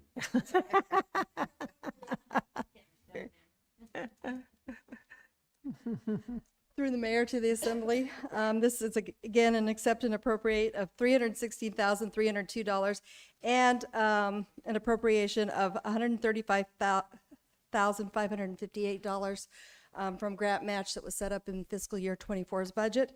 This is for the Health and Human Services program, and again, this will be offered as a grant program to those health and human services programs that qualify and apply. Okay, questions to staff? Okay, seeing none, then I will open the public hearing on ordinance 24-085 and resolution 24-082. Anyone that would like to testify on this ordinance or resolution? Anybody online? Nobody online? Anyone here? Okay, with that, I will close the public hearing. Assemblyperson Hale. I move to adopt ordinance 24-085 and resolution 24-082. Discussion by the Assembly. Hearing no any, is there any objection to the legislation? Okay, so then the legislation passes. Madam Clerk. Ordinance 24087, an ordinance creating a new regular full-time position of healthcare concierge as a non-bargaining unit position within the Borough Manager's Office. If you're on the phone and would like to speak to this, press star 3. Okay. Staff report, please. Good evening, Madam Mayor and members of the Assembly. Sonia Conant, Human Resources Director. The resolution is to create a full-time healthcare concierge position for the borough. Not to get confused with medical concierge, which is a doctor-patient relationship program. Think of this more as like a patient navigator, a benefits coordinator. It's someone to help our employees navigate the complexities of the healthcare system and our health plan. Just want to let you know that this is supported by both the borough's healthcare committee. They deal with our plan on a regular basis and the complexity of it, as well as the employee association. So why is this position needed? As many of you know, because you're members of our health plan, we have numerous programs that are covered by our plan, and we have numerous programs that have been implemented as cost-saving strategies. So unlike a fully funded plan, Primera, Blue Cross, our program has many facets to it. So we have a third-party administrator who processes our medical claims and our dental claims. We have BSP is our provider for eye care. Our prescription management program is through CVS Caremark. We also have a relationship with Capstone for primary and urgent care services. We have a Transcarent benefit, which has virtual physical therapy, non-emergent surgery benefits, telehealth programs. And then we also have carve-out agreements with various facilities for preferred providers. So hospitals, surgery centers, and the like. So as you can see, just by listing that laundry list, that is hard to keep track of. And many of our employees either have just come off their parents' plan or have never dealt with insurance, or they're coming from a fully funded plan environment. And so they're not used to having all these different intricacies or things to navigate. And often we'll get people who'll call about prescription management. And they're like, I've been talking to our TPA, and we're like, okay, that's a prescription issue. You need to talk to CVS. Or they've got surgery needs and they're not exploring options with Transcarent, or they're thinking that the only place they could have that surgery done is at a local hospital or the hospital in Anchorage, and not thinking of surgery centers, which will provide an additional benefit for them in the plan. So despite resources that we've already have dedicated to our health plan, HR, the healthcare committee, increased communication efforts, we're finding that our employees still are having challenges understanding and navigating this complex system. So what will the concierge position do? It's a dedicated point of contact for employees. So it'll give them someone who will be able to advocate for them more readily. They also speak the language. And so for any of you who have been in healthcare, it's acronyms, it's language that people don't fully understand, and it's not uncommon for employees and their family members to get stuck in the system, just not knowing what questions to ask or who to ask. And so this person will be able to speak the language and understand intricacies of our health plan and be able to ask the right questions. It'll streamline communication and reduce delays. So oftentimes we're communicating with stakeholders outside the state of Alaska. There might be time delays. Employees or their family members, they might not be able to get in contact with who they need to contact due to the time differences, or they're working and they can't break away to address the issue or provide additional information. And then they'll also be able to identify trends and themes that we need to address from a systematic standpoint, so that not only are we improving the satisfaction of our employees, but we're also improving the services that we're offering from a benefit standpoint. Just some examples of complicated items that don't seem so complicated. Providence, Anchorage is not a preferred hospital of ours. If you're in Anchorage, the preferred facility is Alaska Regional. However, if you get taken there for an emergency situation, or if you're seen there for services that are not provided At Alaska Regional, it is covered, but it's not uncommon for doctors to refer employees or their family members to Providence for care. It might be the facility they have privileges at, they're more comfortable there. And so even though we tell employees Providence isn't a preferred provider, it's on our insurance cards, it's on our benefit webpage, our communications, members still go there. We had one member get diagnosed with cancer. Providence was able to get them in the soonest for their surgery, and they went in and had it done, and they got hit with a $100,000 bill after the fact. So we had to navigate through that. We just had a member referred to Providence for a tonsillectomy for their child. They're like, okay, I'm supposed to go there, not knowing that that tonsillectomy could be performed at Alaska Regional or Matsu Regional or surgery centers, and they would have been hit with an increased bill that they weren't anticipating. So we were able to help navigate that and give them the right questions to ask their provider. We've had a member referred to Providence for the birth of a child, something simple. High-risk pregnancies, often providers will err on the side of caution. Providence has a NICU. The care there was pre-certified as being medically necessary, but it was not certified as being needed to be done at Providence because it could have been done at another facility. So that family was struggling with a bill that they weren't anticipating, and we had to work through that for many, many months. So even though we are doing the best we can, this position will provide the critical support to our members. They're often either stressed because they've gotten a diagnosis they weren't anticipating, they're not feeling well, they're injured, and just the complexities alone. And sometimes they just give up and they'll just, they'll take the bill and they'll pay it down, and not knowing that they have resources or options that will be helpful to them. Thank you. Questions of staff? Yeah, Assemblyperson Hale, go ahead. Yeah, thank you, Madam Mayor. This might be a question for the attorney. We're creating this position through ordinance rather than through the regular yearly budget process. Does that mean that if a future assembly decided that the position was not getting the value that they wanted to get out of it, they would need to repeal this position by ordinance, or could it just be struck from the budget like a normal line item? Second thing. Okay, thank you Struck from the budget. The budget is an ordinance. And thank you very much. So Assemblyperson Gamble, go ahead. So I see that this is in the manager's office. Would this position report directly to the manager, or who would be supervising this position? It would be under Human Resources. Okay. And as you said earlier, and with my background, the health care system is extremely complex. So do you have the expertise to be managing somebody who is doing this? Do I have someone in mind? Through the mayor too, Member Gamble. No, we don't.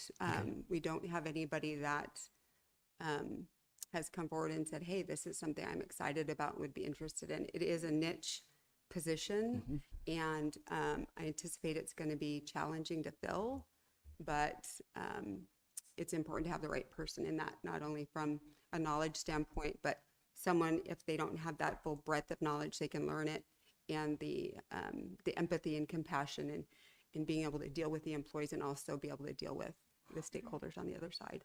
Okay, and you feel comfortable managing a position like that? Yes. Okay, thank you.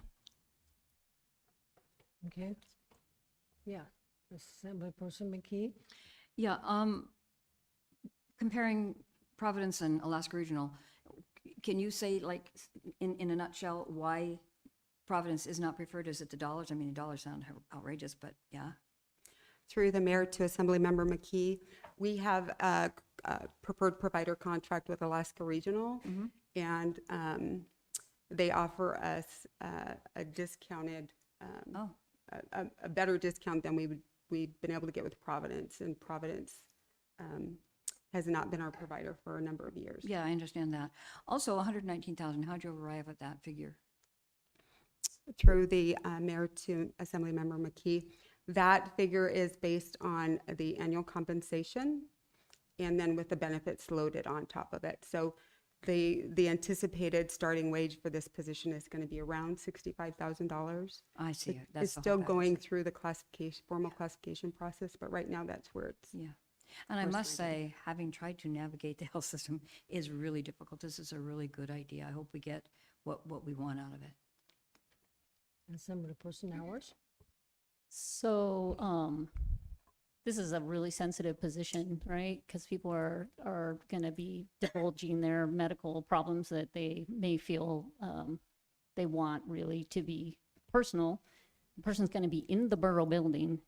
If they have an issue and they're trying to resolve it and you're their manager, how are they able to talk about that without divulging to you the details of somebody's personal medical history? Who do they turn to be able to discuss a sensitive issue if they're supervised in the borough?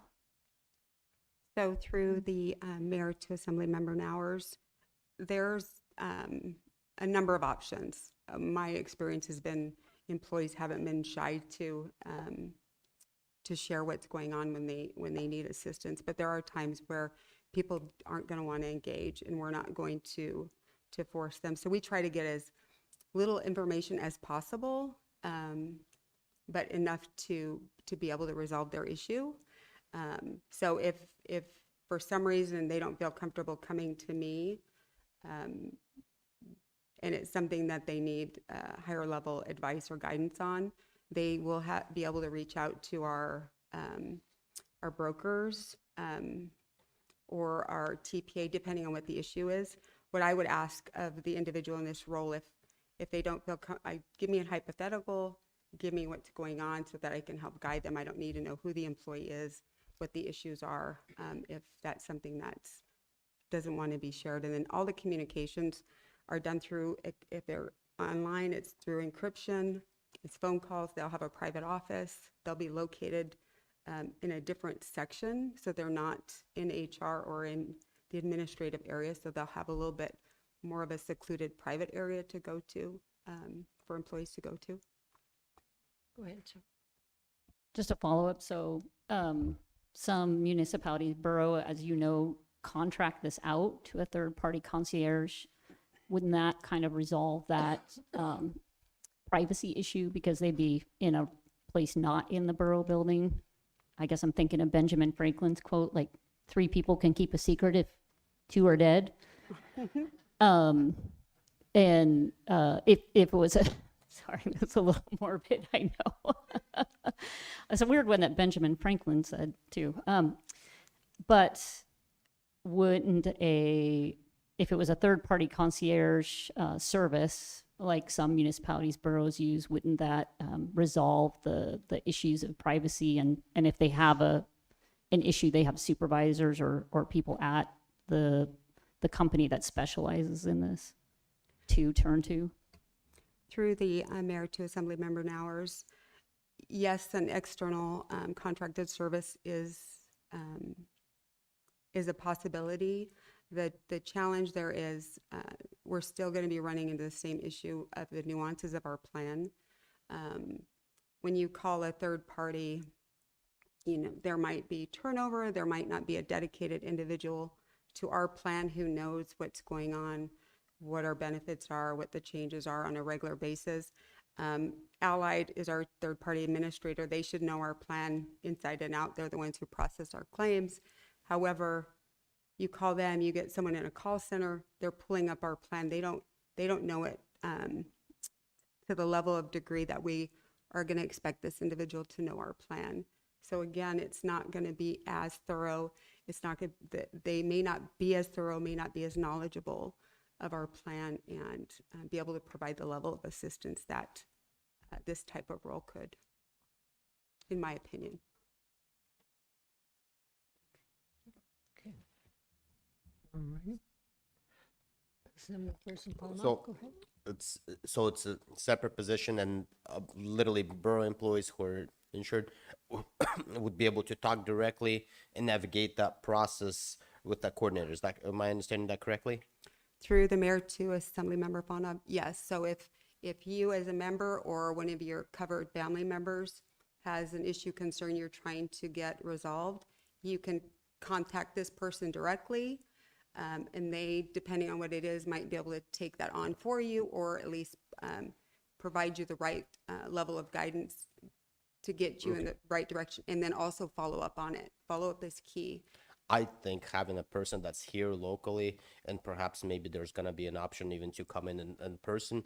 And I think there's a lot of probably confidential issues that is being dealt with on the HR levels that are being handled, and we never hear about it because it's properly handled. And I think I would say if there's proper instructions given to the coordinator, I wouldn't be in the fear that all the network of employees will know about stuff. And like Ms. McKee said, when you have a need, you ask anybody and everybody on the guidance, especially if you're facing something unexpected and things like that.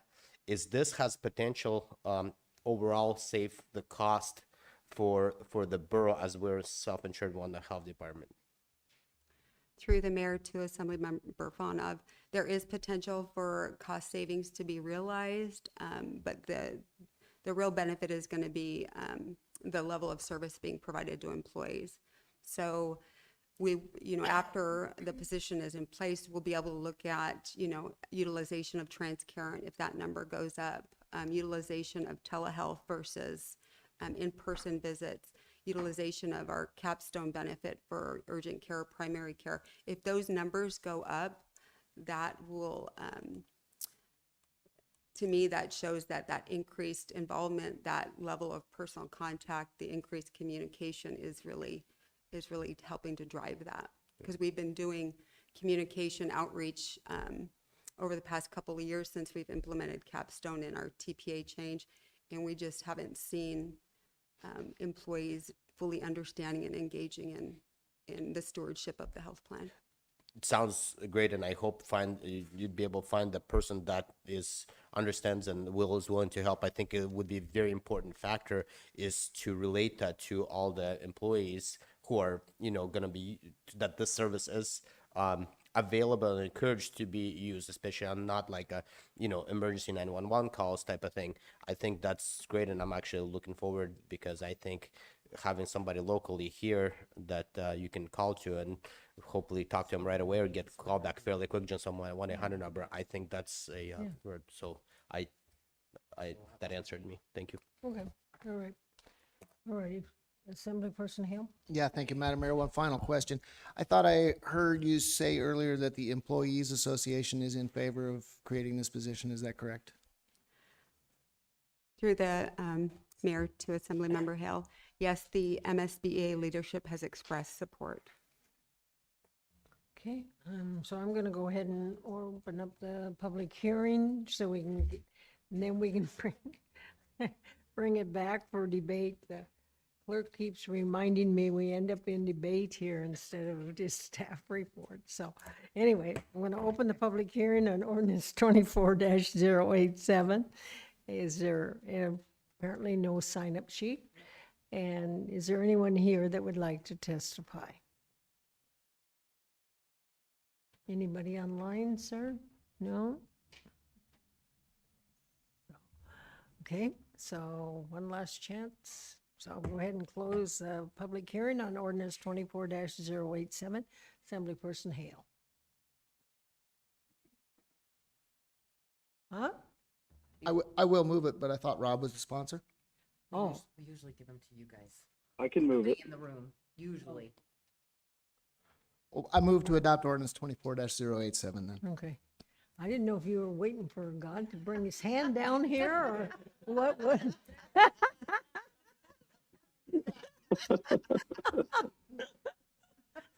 Sorry.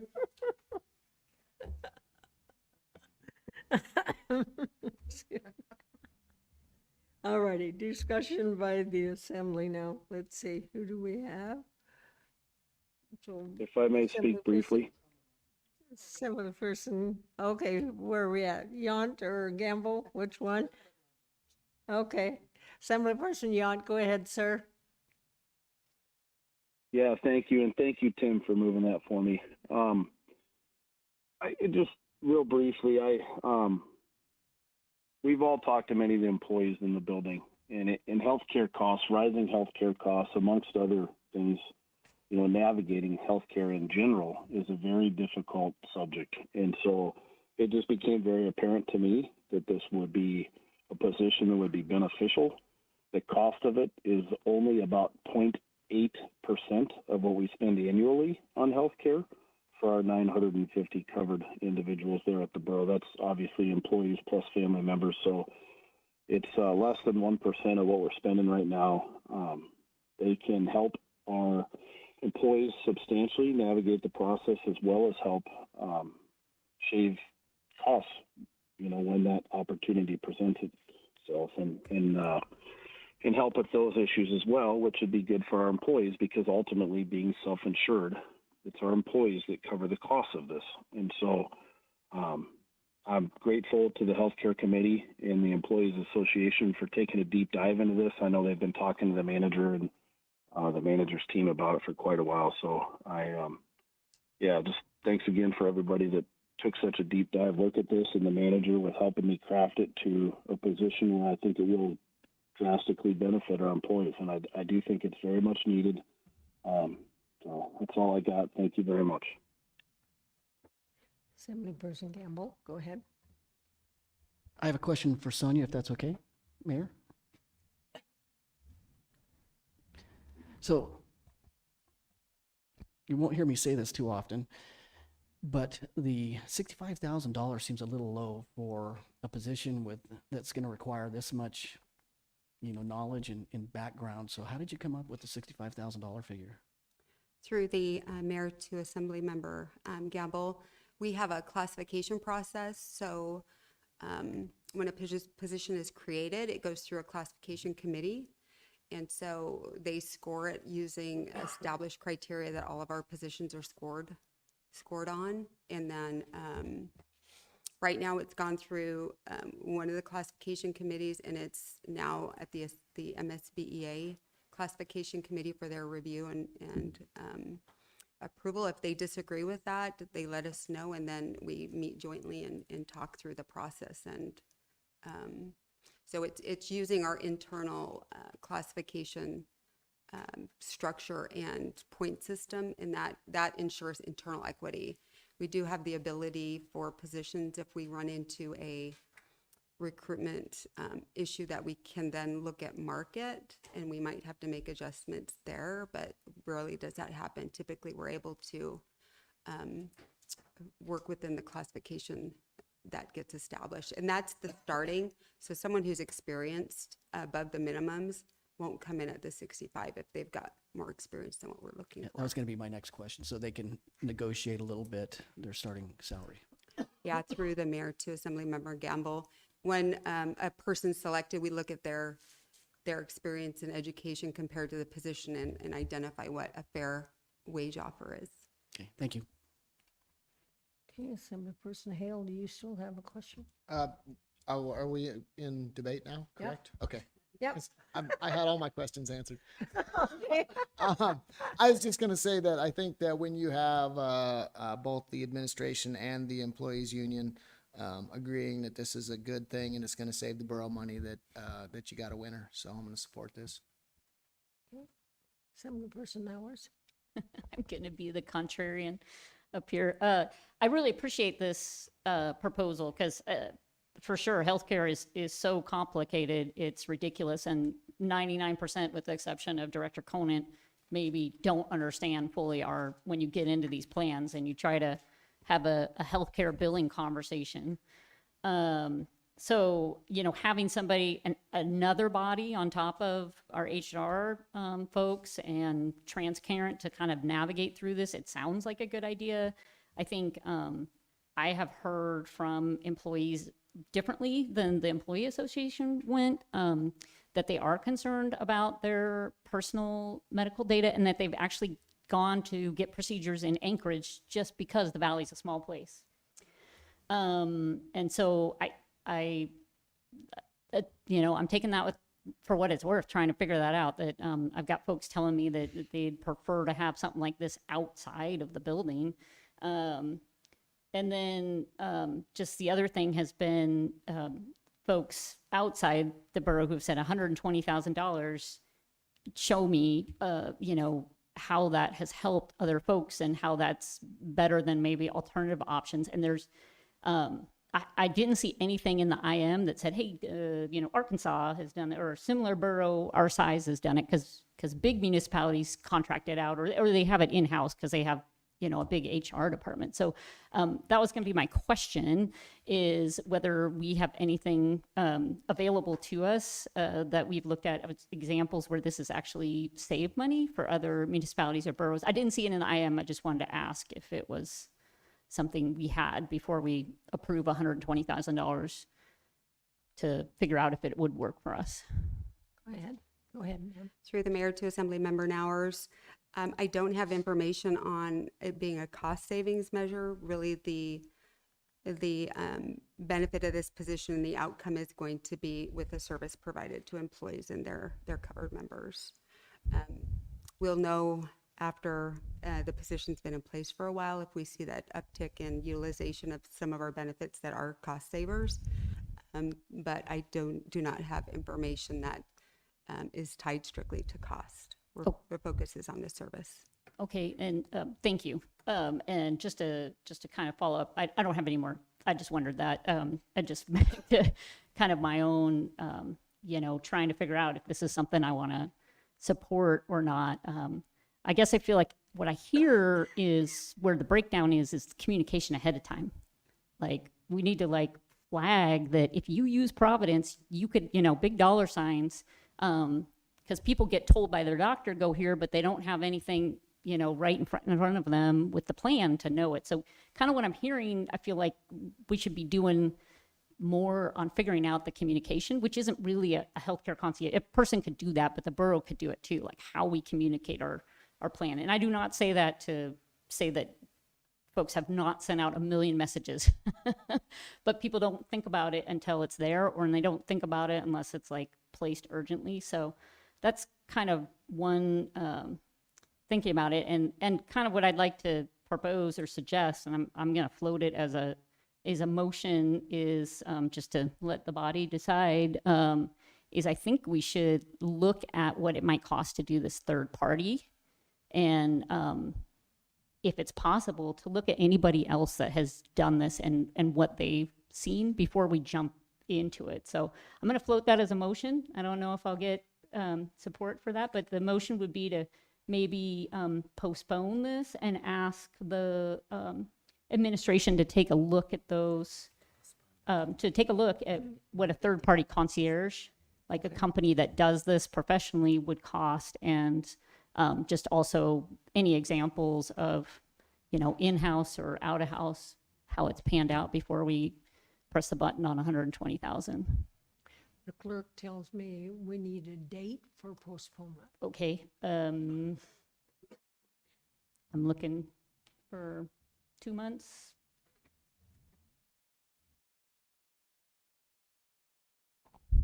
So the meetings in October are the 1st and the 15th, or unless you want to go into November.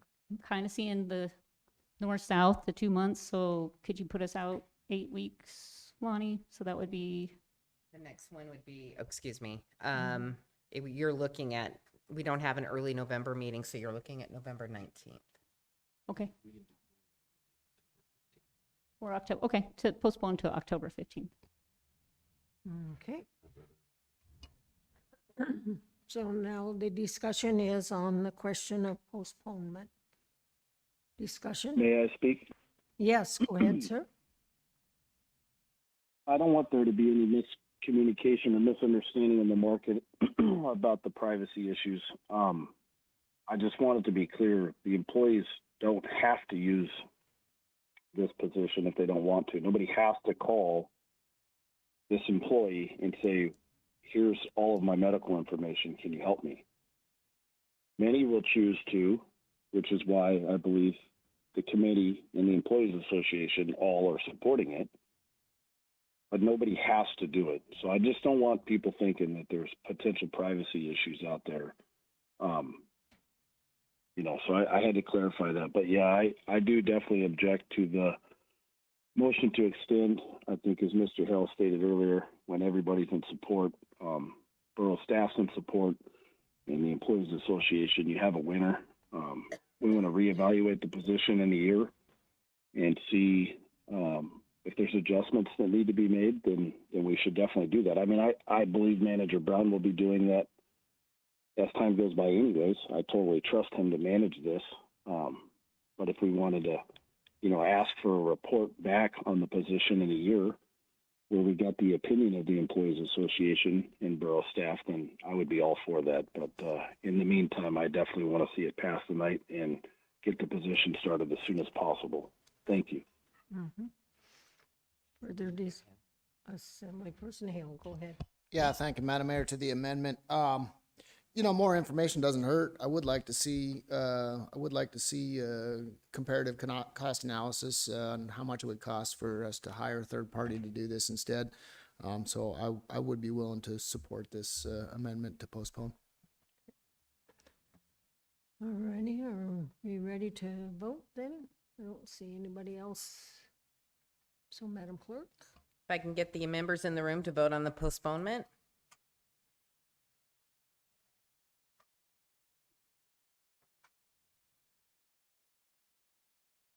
Assemblymember Yunt.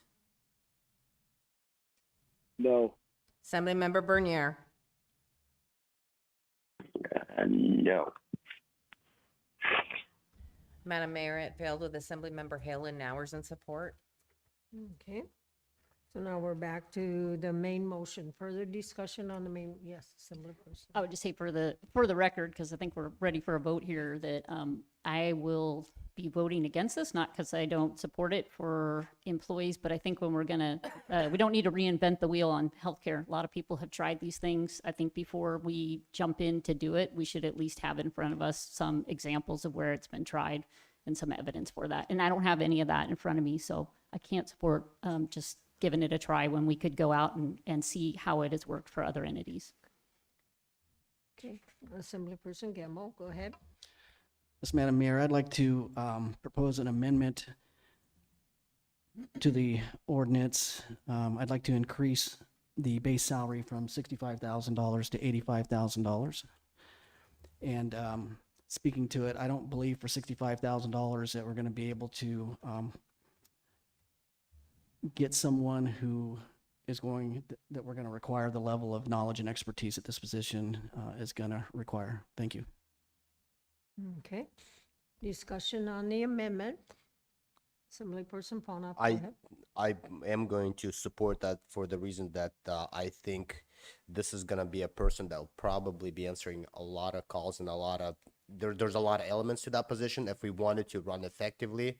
And I want the hiring staff to have that opportunity to negotiate. So if potentially they see a very good potential employee, to be able to have that leverage of additional that amount to be able to negotiate for that amount. Discussion, further discussion. Assemblyperson Hale on the amendment. Yeah, thank you, Madam Mayor, on the amendment. I think that the borough has a pretty good system for classification, and then of course it goes over, as was described earlier, it goes over to the Employees Association to see if they have any other inputs on what the classification and pay scale should be. I think we just let that process work out. If it comes out more than $65,000, I don't see it being a problem at that time, but I don't think it's necessary to add more money to this right now. Assemblyperson McKee, did you have a question? I did. So you were talking about negotiating. Would this person who applies for this position know that it could go up to a certain amount? Like you have a range, starting range of between such and such and such and such? Because I agree that this, for what this could be, that's not a really high salary. But if they have that range, then going in, that's where the negotiation starts. So through the mayor to Assemblymember McKee, we post our positions with a range. Okay. We have a starting step one, and then we go to step 5. And then we also put DOE on there in the event that there's someone with exceptional qualifications that significantly exceed what we're looking for. So what is that range that you're gonna, I apologize, I don't have the top of that range that I would be posting. I'd sure like to have that because, could you get that anywhere tonight? Step 5 is roughly 10%. Each step is 2%. So it would be roughly a 10% increase. But I could get the exact number if you need that. So that would be around 71, 72. It kind of surprises me that's a classified position, you say? Or no? No, it's an excluded position. Okay. It's not. I see, yeah, yeah, got it. Yes, okay. Assemblyperson Hale, did you have? My question was answered. Okay, okay. All righty, further discussion on the amendment? Okay, Yes, Mayor. oh yes, go ahead. So is this going to actually save the borough money? That is I want to be able to save our citizens money and to be able to provide good health care for the employees. Can I get that question answered? Through the mayor to Mr. Bernier, we can't say that definitively. I think Ms. kind of spoke to that and said, you know, I think there's certainly the potential for it. We're going to track that, but I don't think you can definitively say that until you get some experience, measure it, and then come back and look and see, is that the value that you expected to get from the position? Going into it, I don't think we can tell you it's going to save X. That's just not how this is going to work. Okay, further discussion on the amendment? Okay, Madam Clerk, I think we're ready to vote then.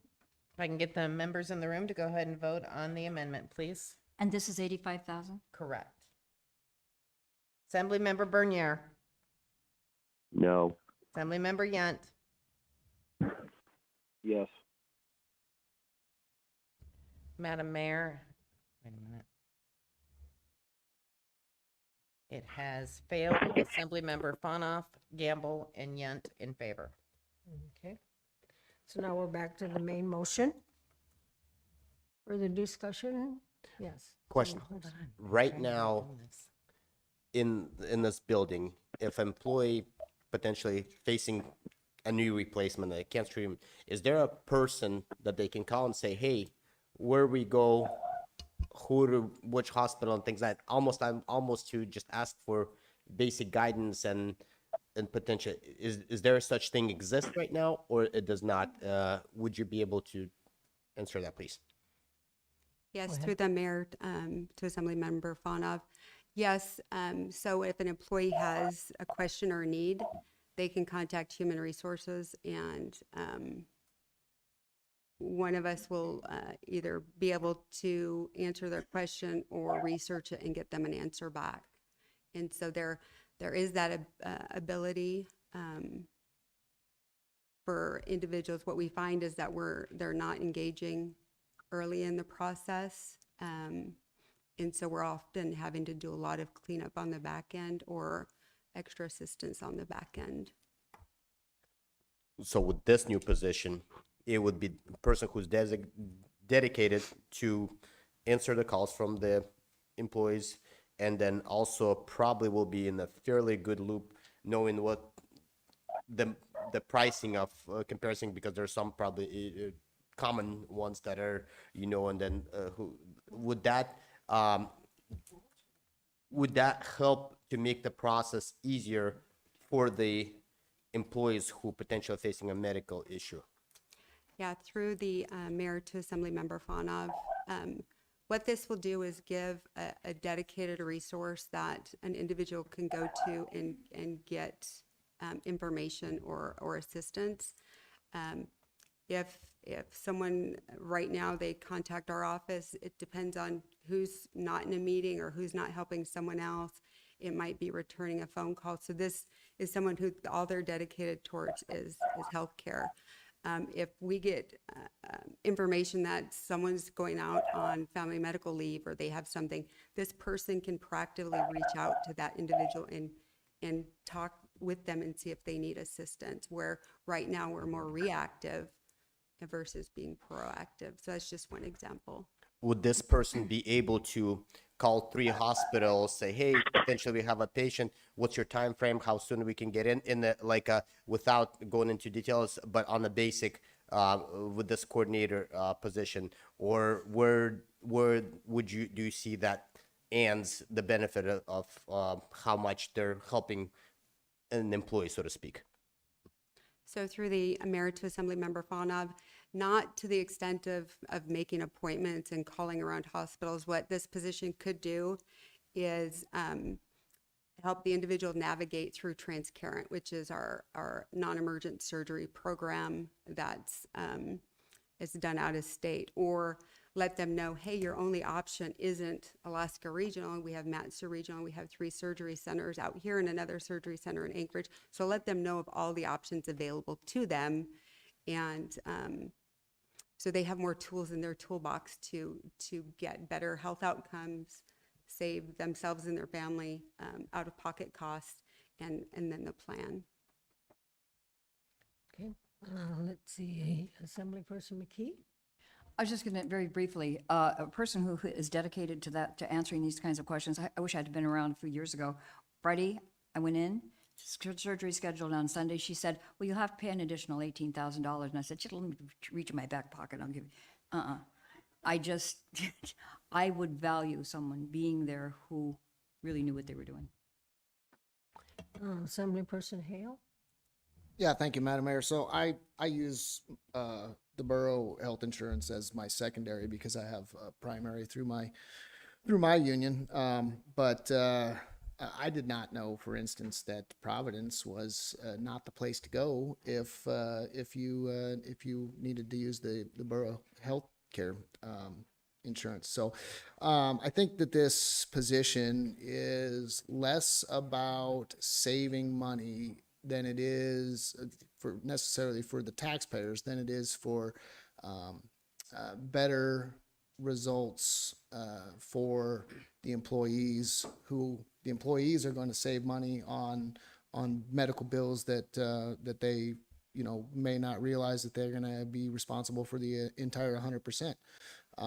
Now, if we do save some money in our healthcare program, I think that we're knocking down 2 birds with 1 stone. But I do think that having a person like this who can answer the questions and direct you to the resources that you need would be very helpful. So I am going to support this. Assemblyperson Knowledge?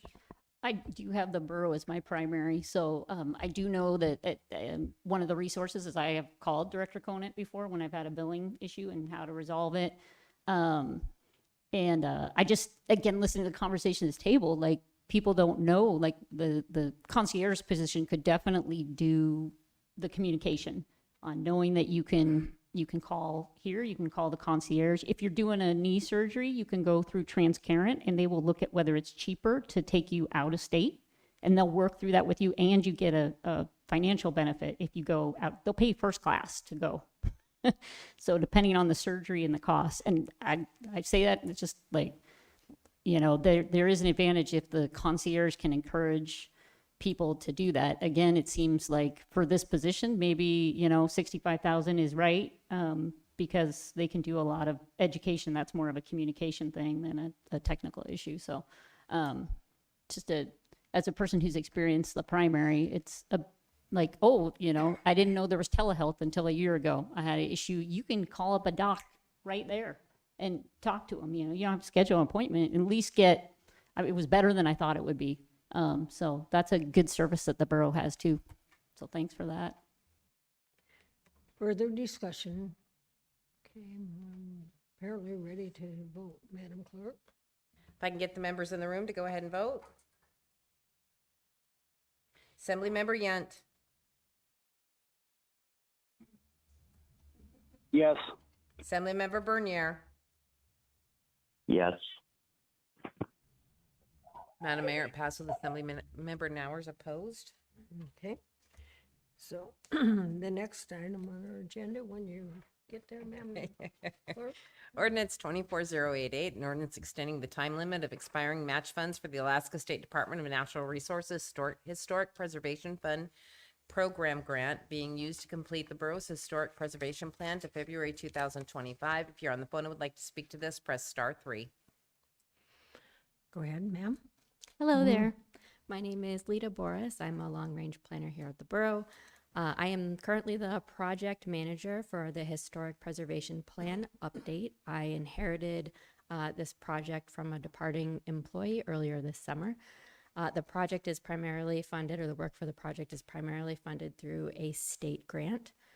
When I reviewed that state grant, I determined that we would need a little bit of extra time in order to be in alignment with their mandatory review period. So that takes us to the deadline that you see on the legislation to February 2025. The legislation you have before you is really straightforward. It's just asking that the borough's matching funds, grant funds, be extended to also match that February 2025 deadline. I've already asked for and received an extension from the state, so this should be pretty straightforward, but I'll answer any questions if you have them. Questions to staff? Okay, I'm going to go ahead and open the public hearing then on ordinance 24-088. No sign-up sheet.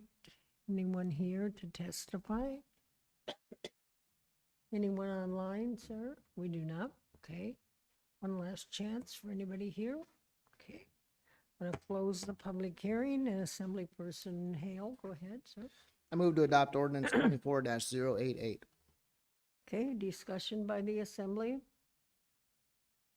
Any objection by the Assembly? Hearing none, then the legislation passes. Okay, we haven't had a break when we're to audience participation. Do you want to continue on for the rest of the agenda, or do you want to take a recess? Well, somebody wants a break over here. All right. Well, let's make it short. Let's come back at 8:30 if we can. That'll be 7-8 minutes. Okay.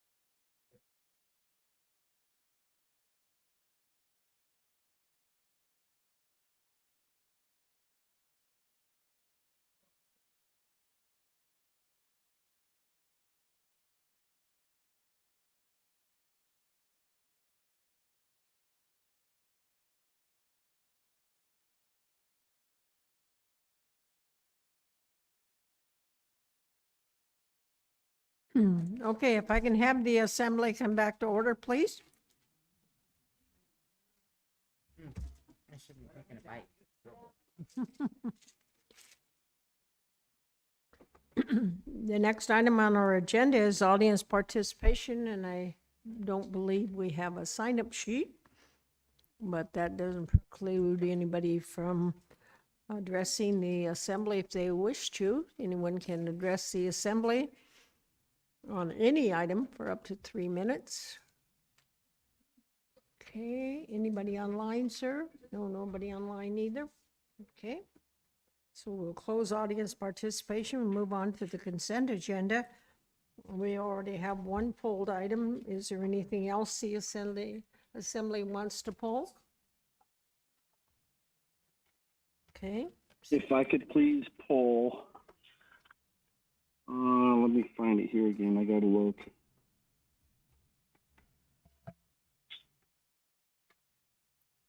I texted to the clerk. AM 24-013 for a conflict. What was it? AM 24103.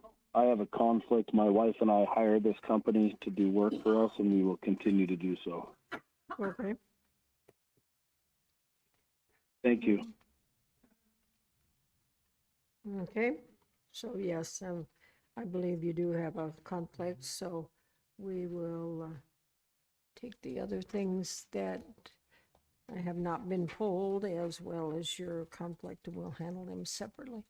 Anything else? Okay, Madam Clerk then. Or excuse me, Resolution 24091, a resolution allocating national opioid settlement funding totaling $63,273 to local nonprofit organizations under the Matsood Opioid Training and Education Grant. AM 24099, authorization to vacate the 50-foot wide section line easement on eastern boundary of Track B1, Hatcher Pass Village Phase 1, plat number 2018-112, located west of the Little Susitna River, east of North Mountain Trails Drive, and north of East Edgerton Parks Road within northeast quarter, Section 33, Township 19 North, Range 1 West, Seward Meridian, AM 24100. Authorization to vacate the 66-foot wide section line easement in Little Susitna Flats, plat number 2022-133, located north of North Pittman Road, directly west of West Sunrise Place and south of Little Susitna River, lying within Section 14 and 23, Township 18 North, Range 2 West, Seward Meridian. AM 24101, awarded bid number 2532B to Western Construction and Equipment in the amount of $292,475 for the Talkeetna Revetment and Dike Repair Project. AM 24102, awarded bid number 24144B to Nodak Electric Construction in the contract amount of $344,200 to supply and install generators at emergency services stations. Assemblyperson Hale, I move to approve the consent agenda as read into the record by the clerk. is there any objection? Okay, hearing none, then the consent agenda is read by the clerk has been approved. Go ahead, Madam Clerk. AM 24092, authorization to vacate a public use easement located directly northeast of Inkstrom Road, north of Cornelius Lake, and southwest of North Palmer Fishhook Road, laying within Section 22, Township 18 North, Range 1 East, Seward Meridian. It was pulled by Assemblymember Nowers. Okay, Assemblyperson Nowers, do you would move it, please, and then address it? I move AM 24-092. And then just the main reason I wanted to pull it out is I did read through the legislation. I couldn't quite figure out how this plays into the easement that we purchased recently to try to get across to Trunk Road. And so kind of mentioned Track Z is going to have that, but I couldn't find that on the map. So maybe I was just missing it. But I just wanted to better understand vacating this and where that leaves us with that connection to Trunk. Okay. Go ahead, sir. Okay, thank you, Madam Mayor. Alex Strawn, Planning Director for the Matsu Borough. So this was originally negotiated several years ago, this easement that's being vacated in an attempt to get sort of from Inkstrom Road to the section line easement that runs north to south. Tip 21 was approved that is a bit to the south that allowed a separate exit out of the Fishhook Triangle onto the Trunk Road. So a recon study was done, which found that this is actually the ideal, the best place to actually get traffic off of the Ingstrom Road out onto Trunk Road. And so we recognized that there was a need to purchase an easement across the south end of that property as well as across the east end of that property. So we have garnered those easements and we're vacating this old one, which is not the ideal way to deal with the traffic that would move through that property. Go ahead.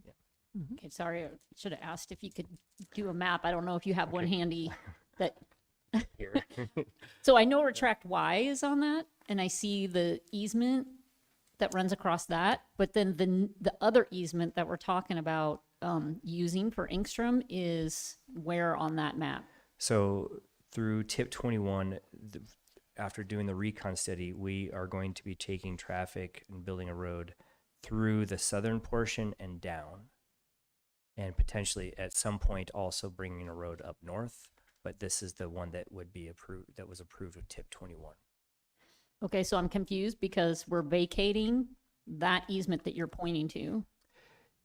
Yes, so there would potentially in the future be an intersection here that people would be able to go north on the east side of tract Y, or they'd be able to keep going east and get out to Trunk Road. Okay, I'm totally missing something because vacating to me means there's no longer easement. People can't travel on that. There are easements that we have purchased that are along the south and along the east, but this curved easement right here is the one that's being vacated that was established several years ago. Okay. So we do have the easements in place. The old one is no longer needed. Because of Okay, that. and is there a simple explanation? Like, why didn't we just stick with because we paid like 150,000 or something for that other easement? Why couldn't we have just stuck with the easement that was there?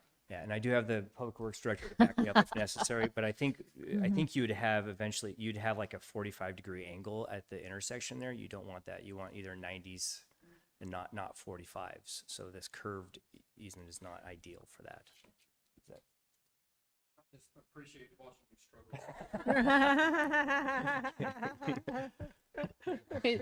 Is that the answer or? I'll take my turn. All right. For the record, Tom Adams, Public Works Director. So, Alex actually did a pretty good job explaining. I think what's missing here is we're only vacating a portion of that PUE that previously extended across tract Z. As Alex did suggest, we were in the progress of moving forward the preliminary engineering for the link between Engstrom and Truck as approved in tip 21, when a plating action was submitted to the borough to further subdivide this tract. So we engaged with the property owner and discussed the merits of providing right-of-way along his southern boundary. I'll use the same graphics in the AM on page 2. So, to extend Engstrom along his southern boundary and then further out towards the southeast, eventually to come to Trunk Road. It didn't, at that point, make sense to maintain this little curved section between two 90s. If there is ever a need for us to go north along his property there, we do have a replacement easement along the entire eastern boundary of his property that would be available to us for a transportation corridor. Okay, so I think I got it. So it gave us, so we don't have to go up that 45 degree. We can go straight, and you got an easement going to the north, or we already had that?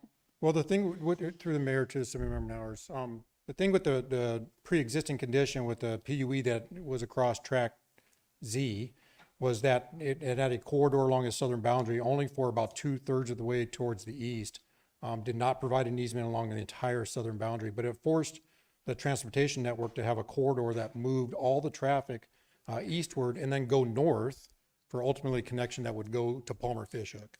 And anybody that's familiar with that area, most of our traffic wants to head south down towards Bogard.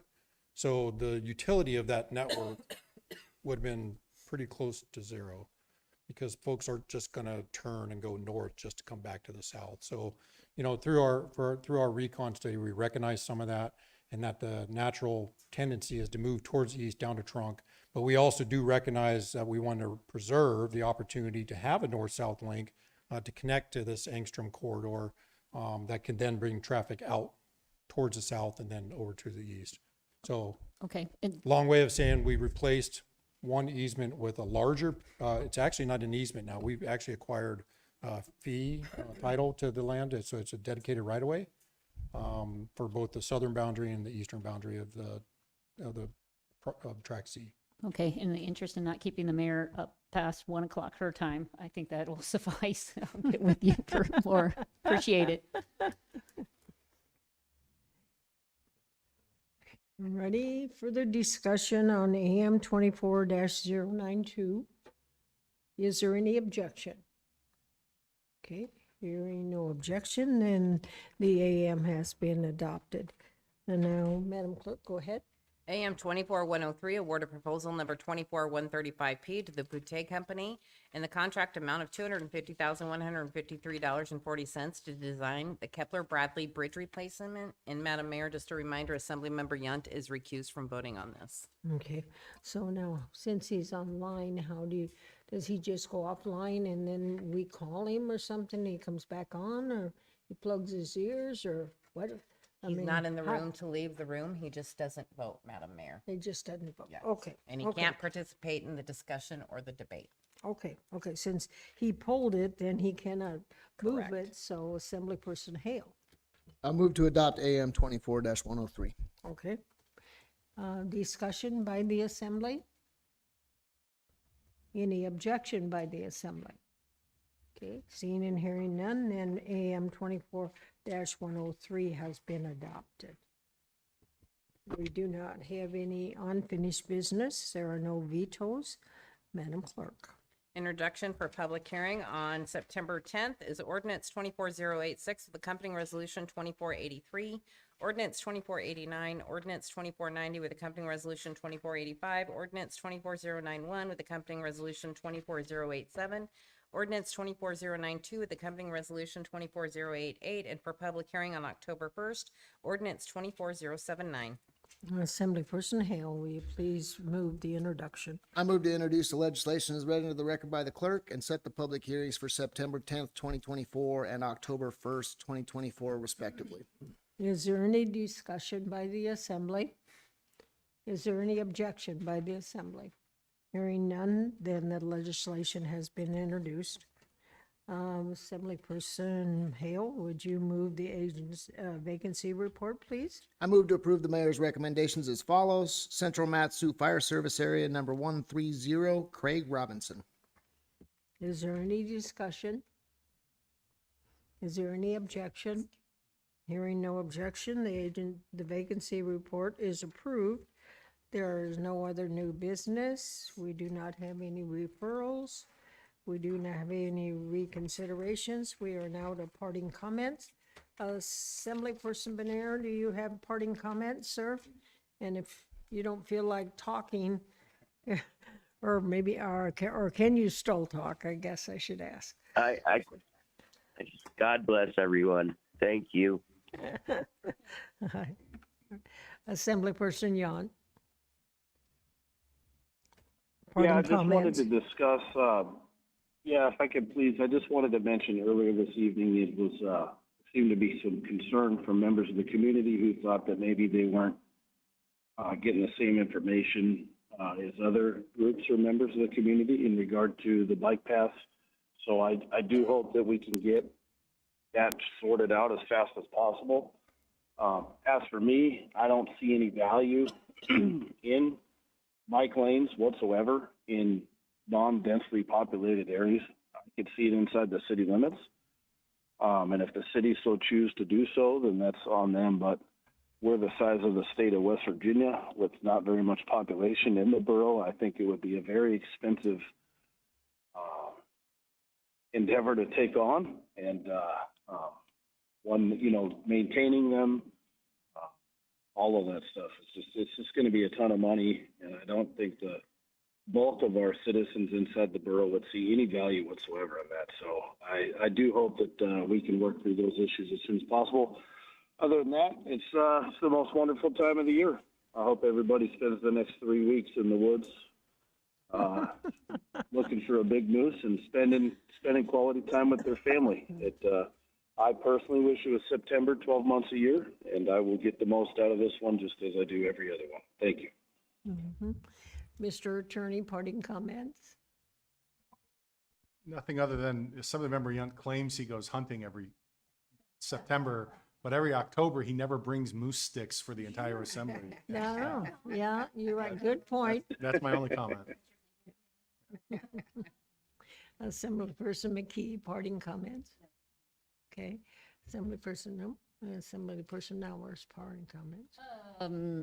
Yeah, I was listening to the same comments Assemblymember Yunt mentioned, and I did quickly Google the Community Safety Action Plan and was able to come up with that really quickly. But one thing I have noticed on the borough website is if you use the borough search bar, you won't get very good results. It actually comes up with Firewise, railroads, and visitor center, like nothing relevant to that action plan.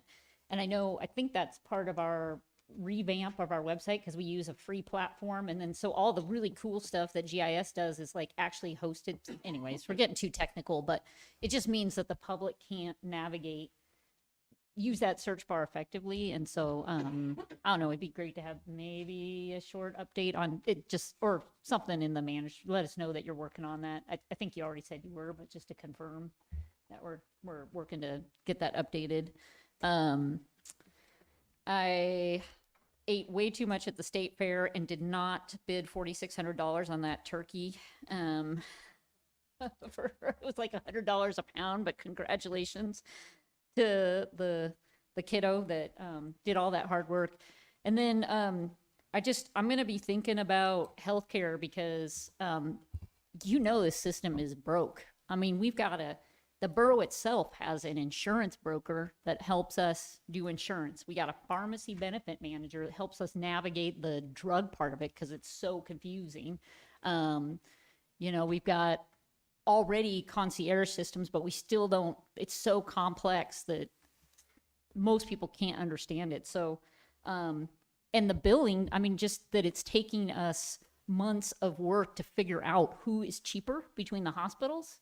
That should be, nothing's like that. Like you could go to a Chevy dealer and Ford dealer, is it cheaper here or cheaper there? It shouldn't be so complicated. I've kind of been poking around. It doesn't look like maybe the hospitals are complying with the spirit of the law to be transparent on their billing. But I've just started poking on that. I know we as Assembly have supported the all payer claims database, which would make this information transparent. You could look at it, but I think we just, we can't fix it. But I think as far as our legislative priorities, we might just need to raise the alarm a little bit more and just be like, you've got to do something about you're passing these transparency laws now, make sure you're following them. So I'll try to come back with, something concrete and specific, but it's just ridiculous that we continue to, we're just going to add another position because nobody can understand it, and instead of trying to fix the system itself. So, and then whatever party Mr. Fanov and Mr. Bernier went to, I'm glad I wasn't at it, and I hope you feel a lot better soon. Mr. Brown? Mr. Mayor? I wasn't going to have comments, Madam Mayor, but I'll say it is correct in the borough website. As it sets today, over time, we've gotten different platforms to display information in different ways that's better for us and better for the community, especially information that's geospatial in nature. And so we do not have a federated search function right now. That is part of what we're doing with a new content management system to get to a point where, regardless of where you are within the borough enterprise, there's a federated search. So that's just a really technical way to tell you we're working on it. Madam Clerk, parting comment. Assemblyperson Gamble, parting comment, sir. Thank you, Mayor. I think when Rob and I were talking about the concierge position, he gave me some figures like our healthcare costs for just the borough for 950 employees is like $14 million a year. Is that about right? And I can only imagine what the school district is paying for their healthcare costs. So I think this position is going to be really valuable. And there is a federal law that requires that healthcare facilities publish their fees. And they're just not complying, and the federal government's not making them comply. And that's a shame all by itself.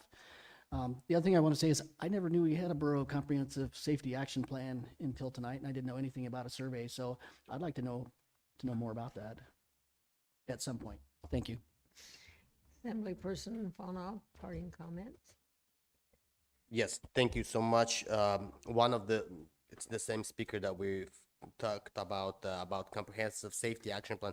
I was in the community council meeting, and that whole review or study was presented. It was almost an hour long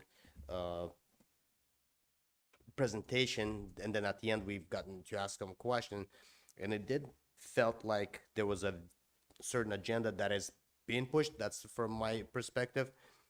Like, we know there's a lot of ATVs, dirt bikes around the Matsuo borough, and it was, when it comes to safety, it felt that there was a lot of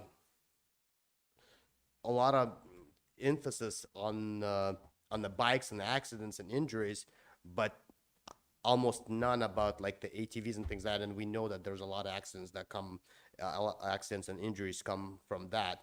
So I then at the end asked, what did it cost to get that study done? And I think it was over $500,000. And I said, wow, how much, outreach we could have actually done, how much safety gear we could provide in the to kids and things like that. So I would love for that process to not be hidden from people to participate and voice their opinion. So it's in a very open setting. So that was just something that I noticed myself. And then what else? And then I don't know what Stephanie was talking about, me going to party with Bernier. I did not party with Bernier, and I'm here, even though I might not feel as well, but I'm here to be and serve the community. Thank you. And there's no executive session, and without objection, we will adjourn at 8:52, 8:53, something like that.